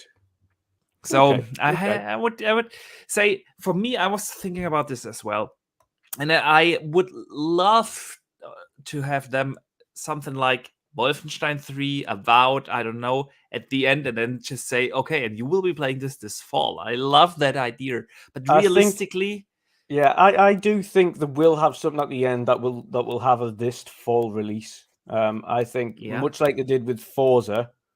We didn't know that they were like, this is Forza Horizon 5, and then it just automatically put the date there, and we're like, oh, okay, that's quick, and we've got it, and we can play it in like 2 months. Brilliant. I think they'll have something like that again, but I think it's probably going to be a game week or kind of aware of, like an Avowed or something like that. I think that's going to be the finale. Okay, I have to disagree here. I think it's something we haven't seen yet. It's something that is probably a little bit further out. But they want people to know that this is coming down the line, because if it's true that they show a lot of gameplay during this show, then of course this is about. I've got another one, but that's the end question. Okay. We're going there. We're getting there. Save that thought. No, my thought is, realistically, they want to send the message with this show. Listen, maybe not over the next 3, 4, 5 months. But then it's gonna start to come, this cadence where you have like every 2 months a big release. So most of the show is gameplay stuff. Maybe, of course, here and there we have third-party stuff and so on. But it's all about the games that you will be playing within the next fiscal year, which ends June by the next E3. When E3 is gonna, so that's the main focus, and we see gameplay a lot. And at the end, you want to have that one more thing moment. Is something okay? It's something that they want people to remember that this is coming, like Sony did it with Wolverine. Yeah, that's probably 25, 26, 27. We don't know, but they wanted people to know that this game is coming. And I think that this is the next IT game, whether it's the next Doom or Quake. But I think they will show what IT Tech are working on. It will be probably CGI, and if it's only a logo for Quake, or they actually show a little bit a tease for the next Doom and the next iteration of the IT Tech engine, something like that. The next IT game would be my prediction. We're doing predictions here, So I think this is how they will end the show. What do you think? Really, is this? Yeah, I think that's a good. I think it's a good shout. I think it's a good shout showing a next id Tech engine game at the end. Oh yeah. Right. What do they fill the show with in the middle part? In the middle, I think unlike everybody else who still assumes that Hellblade is going to go to the Game Awards again, I can see them potentially dropping a combat trailer in there, show off the combat of the game. They've worked tirelessly on getting the combat up to scratch on this game. Yeah, we know how much work they've put into that. The entire studio's been combat trained, and they've all mocapped and done the combat themselves. Which is absolutely awesome to see. But I also think in that we're going to get a release date on that combat trailer. I think they've got kind of a release window now in that studio to be able to show that off. So I think that's going to be the focal point of the middle of the show. Around that, we're going to get the likes of your Grounded, your Forza Horizon 5 DLC, your Contraband, things like that. I think that's kind of going to be the middle part there. A couple of third parties, some expansion stuff, some Grounded version 1, very briefly shown. I think Grounded V1. I think it's going to be a quick 1 minute trailer, like releasing or released, whatever it is. also going to get the next Sea of Thieves expansion. Oh yeah, I know that's going. You think that's at the main show, or is that more something for the extended showcase? No, I think they're going to show the next. You've got to think around the last time when they showed off Pirates of the Caribbean. I'm talking that level expansion. I'm not talking just. Okay. There's an update. Okay. Got it. Yeah. Prize. Yeah. If they have something like that, then it's probably in the main show. Yeah. Yeah. I know they are working on it. I've heard of a few people in the Sea of Thieves community that have been speaking about it and have told us a few things. So I know there is something big there. What we don't know is what is it going to tie in? Is it going to be a Monkey Island crossover? Oh, yeah. Is it going to be something on those levels? Like what is it going to be this time? Or is it going to be a further expansion into the Pirates of the Caribbean and something like that? So there's something big coming for that. But yeah, that's the middle that I'm expecting. I see that. Leonard thinks a Prey 2 trailer would really be awesome as a finale. Yeah. Oh, I agree, but I don't think that we get another Prey or game from Arcane. They just released Deathloop, and they're working hard on Redfall now. I'm not sure if that, but it would be a finale. Yes. Yeah. This is my middle part. I think H4 on console is something that they will show. And that rumored GoldenEye remaster is gonna come. I hope it's awesome, but I probably assume it's nothing needle moving. No, it's gonna be available today in Game Pass. That's the good thing about it. The achievements are there now, available to see. So then they will of course show Forza. Contraband is also something I want to put and Avowed, of course. Avowed is gonna be somewhere in the show. 100%. So, all right, but I have a couple of things that I want to put out here for discussion. ZeniMax Online has been working on a new IP since at least February 2018, because that's when the studio had updated his LinkedIn profile that he's working on an unannounced IP. So I have been thinking, okay, EA won't have the Star Wars license anymore. And Xbox needs this pop culture IP that everyone says they need a superhero game. The Mandalorian?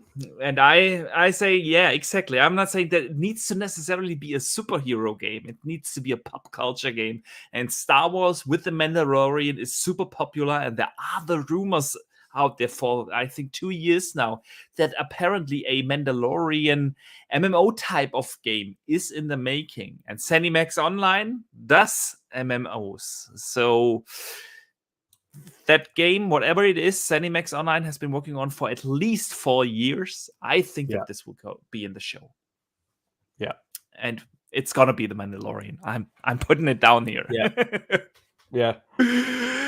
Another thing around that one. Yeah, exactly.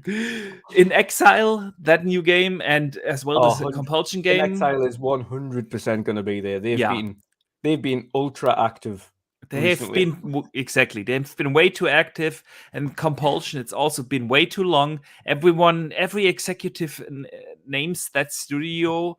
Phil has talked about it. Matt Booty has talked about it. Larry Herb has talked about it. It's gonna happen, but I think we will see it just with a CGI trailer. First announcement of games is usually, with Xbox at least, it's CGI. Hopefully I'm wrong and they actually show gameplay, but that's what I expect. And then I expect another thing to happen, and that is Everwild. I think we will see a live sign of Everwild. I know the rumors are out there that this game has been rebooted and it's in development hell, and there's definitely something going on with that game. But Matt Booty came out last summer and said something when he was directly asked about that. And he said, and of course I'm paraphrasing now, because I can't remember the actual quote, but he said something like, well, when you read stuff like reboot and development hell, that's definitely too harsh. Stuff gets reprioritized, and personal is leaving and new guys are coming in. That's happening with every game, but he wouldn't say it's a development hell. And so I think we will see an update just to let people know, yeah, that game is still coming. It's still in the works, and that's probably the new vision for it. And so that's something I do hope that we will see.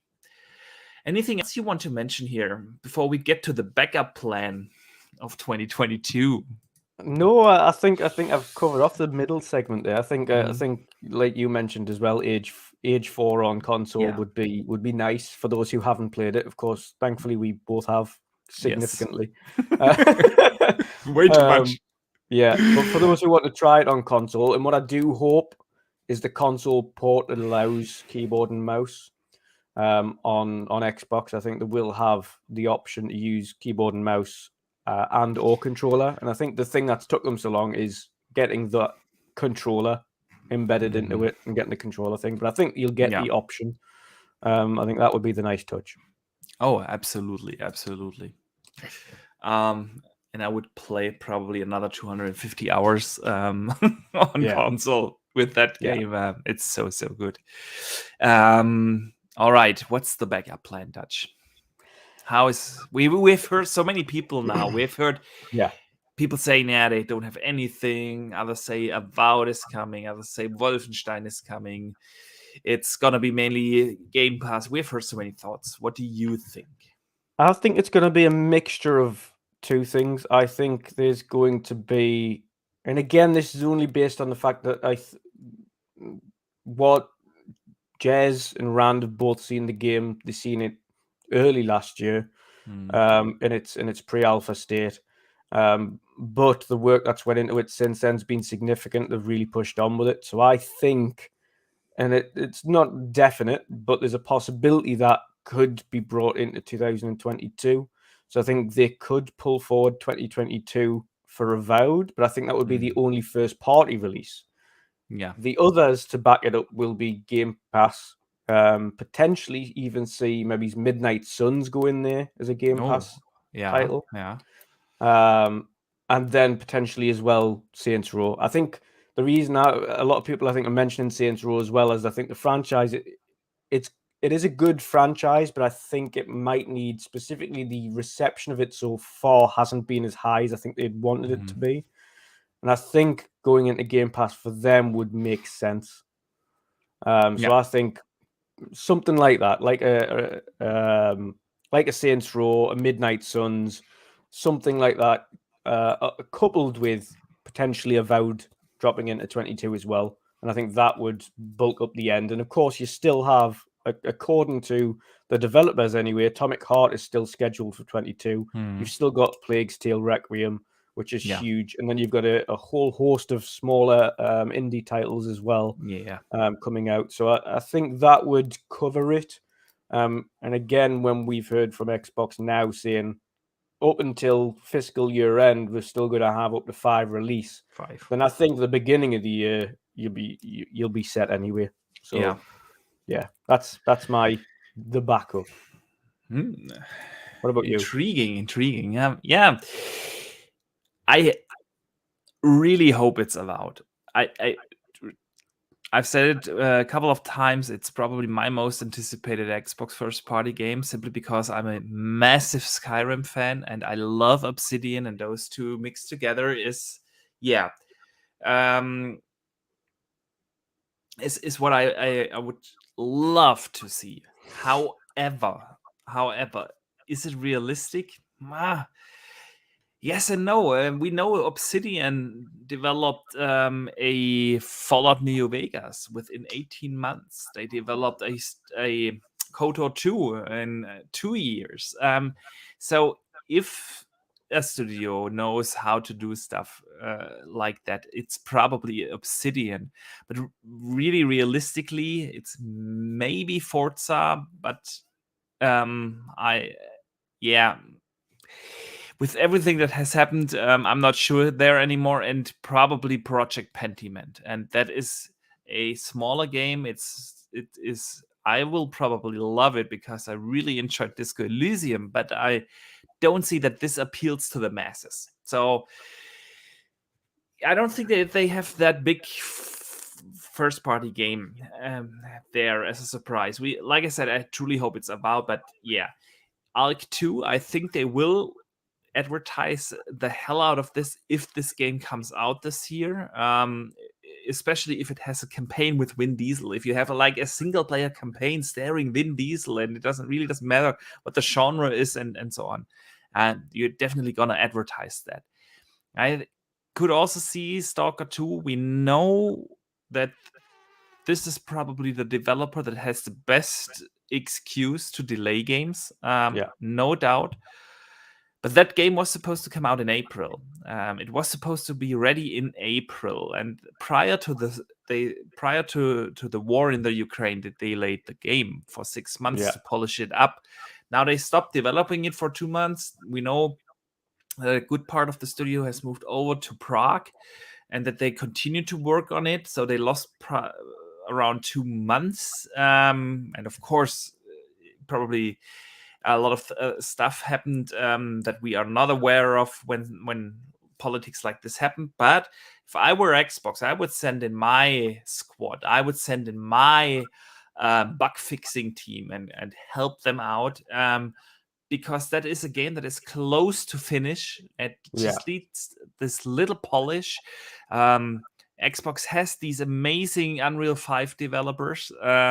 Send someone in from the engine team from the coalition to help them iron out the bugs in the engine, help them out with simply personnel that can staff, that can do the blade testing and stuff, and then get it out and help those. It would be a great game to have for Xbox this year.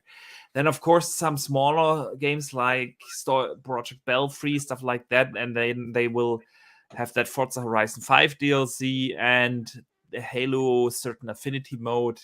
I think realistically they want to push that out, because they can't bring this game mode next year, because next year is going to be so crowded with Xbox first party games. So that's probably the backup plan. So nothing major, but a bunch of cool things to keep us busy. Let's see your hope, your announcement, the wild one that would the wild pie in the sky. Or let me put you or give you one question that I didn't ask anyone else, but it's probably also an interesting one before we go to the wild dream thing. Okay, what do you think is not gonna be there? Oh, good. What do I think is not going to be there? I still don't think Kojima's game is going to be there. As much as people want it, I don't think Kojima's game is going to be there. Honestly, I don't think it is an Xbox exclusive. I don't think. I think Kojima's studio now, he's ramped up quite significantly. I think he's got a couple of projects on the works. I know he has one that is all-encompassing. I know there is one he's working on with Xbox, and I know that he's working on one with PlayStation. It depends on the levels of which he's working on those and how far each of those are in, but I still don't expect them to be there. I think people just expect Kojima to turn up somewhere, and because he didn't turn up at Summer Game Fest, they think, he's going to show up at Xbox. No, I don't expect that at all. I also, unlike yourself, don't expect to see Everwild still. I don't think that's going to be there. I think it's coming along better than people think, but I think we probably still won't see that till next year. I think next year we'll see Everwild. I think still Fable will be kind of the key one there to push out as Should we say the fantasy game? Yeah. But yeah, I don't think Everwild's there either. And Fable. Fable, I think you'll see more of it, but I don't think you'll see a release window yet either for it. Okay. I don't think we will see Fable. I think we will see Fable at the Game Awards. They will do the same like they did last year with Hellblade. Give us an idea of what the world looks like and everything at the Game Awards. I don't think it's going to be there this year. I don't think we will see Hellblade because they simply have shown enough of that game. I also agree with you on the Kojima thing. I don't think we will see that, and we won't see any announcements or any talk whatsoever about another acquisition. I don't think we will see anything remotely to that. I also don't think, and I changed my mind there, that we will see a Gears collection. I would still rather have a Fable collection, but I'm not sure. I'd rather a Fable collection because that would be lovely. I don't think Gears requires it at this point, but Gears fans will obviously see it differently. But Fable, I think that would be lovely to see, specifically on the build up to a new Fable. I think that would be awesome to get the trilogy in a remaked form in a new engine. It would be a big undertaking, though. It would be a bigger undertaking than it would be for Gears. Yeah, true, absolutely true. So to close the show off, I want to hear your thoughts. What's your wildest dream that would make this show an 11 out of 10 for you? Yes. So wild dream. This is pie in the sky stuff this time. But I'm gonna throw in some spanners in the works there as well. So, end of the show, Ed Boon walks on stage and announces he's working on Killer Instinct crossover Mortal Kombat. So you've got the mashup of these two awesome franchises back to back, and that is the end of the show. That is the wow moment. This is. Yes, Killer Instinct is coming back, but it's coming back crossover Mortal Kombat, Xbox exclusive. And the only thing I've said about that is Ed Boon has mentioned in the past he would love to work on Killer Instinct. The last time he mentioned working on a game, he said he couldn't discuss the game or what game he's working on. He would love to, but he would get in trouble. Now, if it was actually his game and only his game, he would be able to tease it a little bit more than he can now. I think there is something that he's working on. I like that. Yeah, I like that. That's pie in the sky. That's a well-hoped dream. Oh yeah, I can dream. I think there is a Killer Instinct somewhere in the works, but the dream would be Ed Boon working on it crossover. Yeah, that would be cool. That would be something really cool. Yeah, I could name a bunch of games. I would love to see, of course, the new Blizzard survival game. That sounded really cool, but I don't think that they are going to show this off just yet. They wait until the acquisition is over. Diablo 4 has been mentioned. I would love to see that.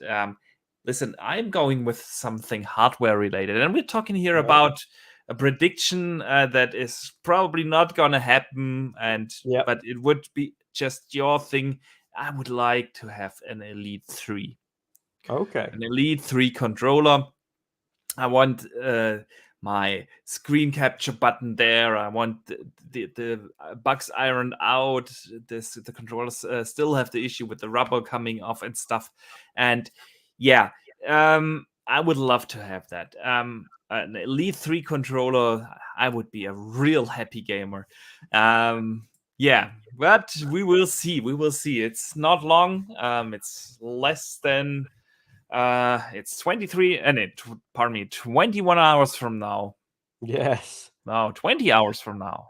20 hours. Yeah, it's getting closer. 20 hours from now. We will see. And it's going to be awesome. It's going to be exciting. I've truly think this time tomorrow you'll be doing your post show.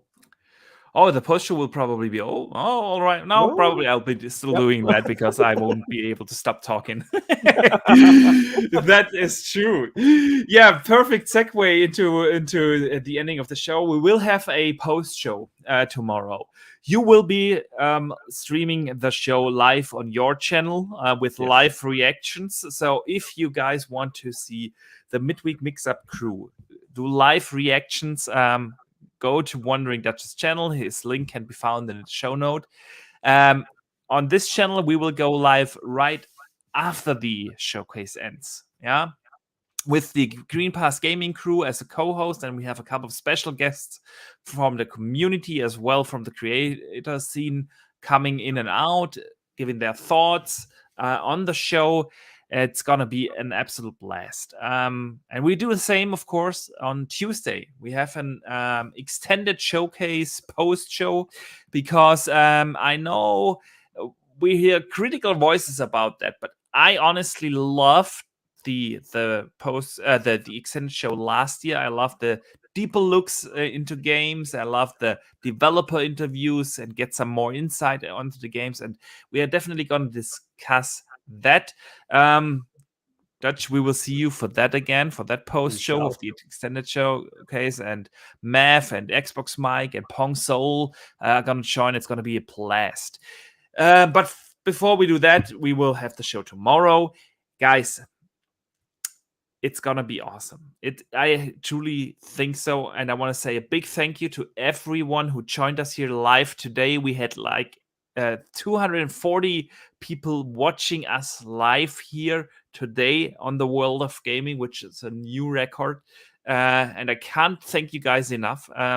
Thank you all for the super chats and all the support. It honestly means a lot. You can tell my excitement. I hope you share this excitement because it is a cool time to be a gamer. It is the best time to be a gamer. Dutch, thank you again for sitting with me. Congratulations to you. Big show, big numbers, big guests. You managed it well, brother. Thank you. And thank you for helping me through the entire show. It isn't easy to do that with these many creators, and I appreciate you taking the time, almost 3 hours now, to sit here with me. Let everyone know where they can find you and what you are working on and what you have coming up. Certainly. So, of course, thank you to everybody in chat. You've been absolutely awesome, every one of you. Shout out to Boozy the Clown as well. Don't worry about it. I know you're breaking it, but it'll be good. Have fun. It's going to be a great show. Either way, you are going to enjoy it. But yeah, huge shout out to yourself as well, Boxy. Awesome show, awesome guests. Very well done. And of course, no doubt we'll have many more of these in the future as well. You can find me, of course, on YouTube and Twitter at Wandering Dutch. Tomorrow we'll be doing our final prediction show that does include the likes of Boxenberger, Special Nick, Boom, Ains. Miles was going to, but unfortunately he's got to take his car in for a repair just beforehand, so he can't. Jez Corton. We've got a whole host of guests we'll put out on Twitter very shortly as well. That's going to be there. And of course, just after that, we do the full live reaction to the show as well. That includes the guys from Xbox International, so Crazy Louie, Silent Cypher, etc. Xbox Mick, and of course Jen, that's joining the Midweek Mixup crew as well. So a nice stacked panel for the live reaction, and then followed, of course, by yourself with the post show with Green Pass Gaming. So we've got everything covered. We've got your final predictions before the show. We've got the live coverage, and then Boxy covers the awesome post show as well. So again, thank you to everybody. Thank you again, Boxy. Have a great show, everybody. Enjoy it. Thank you, Dutch. And again, thanks to the entire community. We do these shows for you, because of you, because I love the interaction with the community, and it honestly means so much that so many of you turned up for the show. Enjoy the show tomorrow. It's gonna be awesome. And I hope to see you guys after the show on this channel. I know that there are a lot of other programs, but I hope some of you will turn up here because we are going to break it down. Enjoy the Xbox Showcase. Enjoy the gaming season. And don't forget to game on.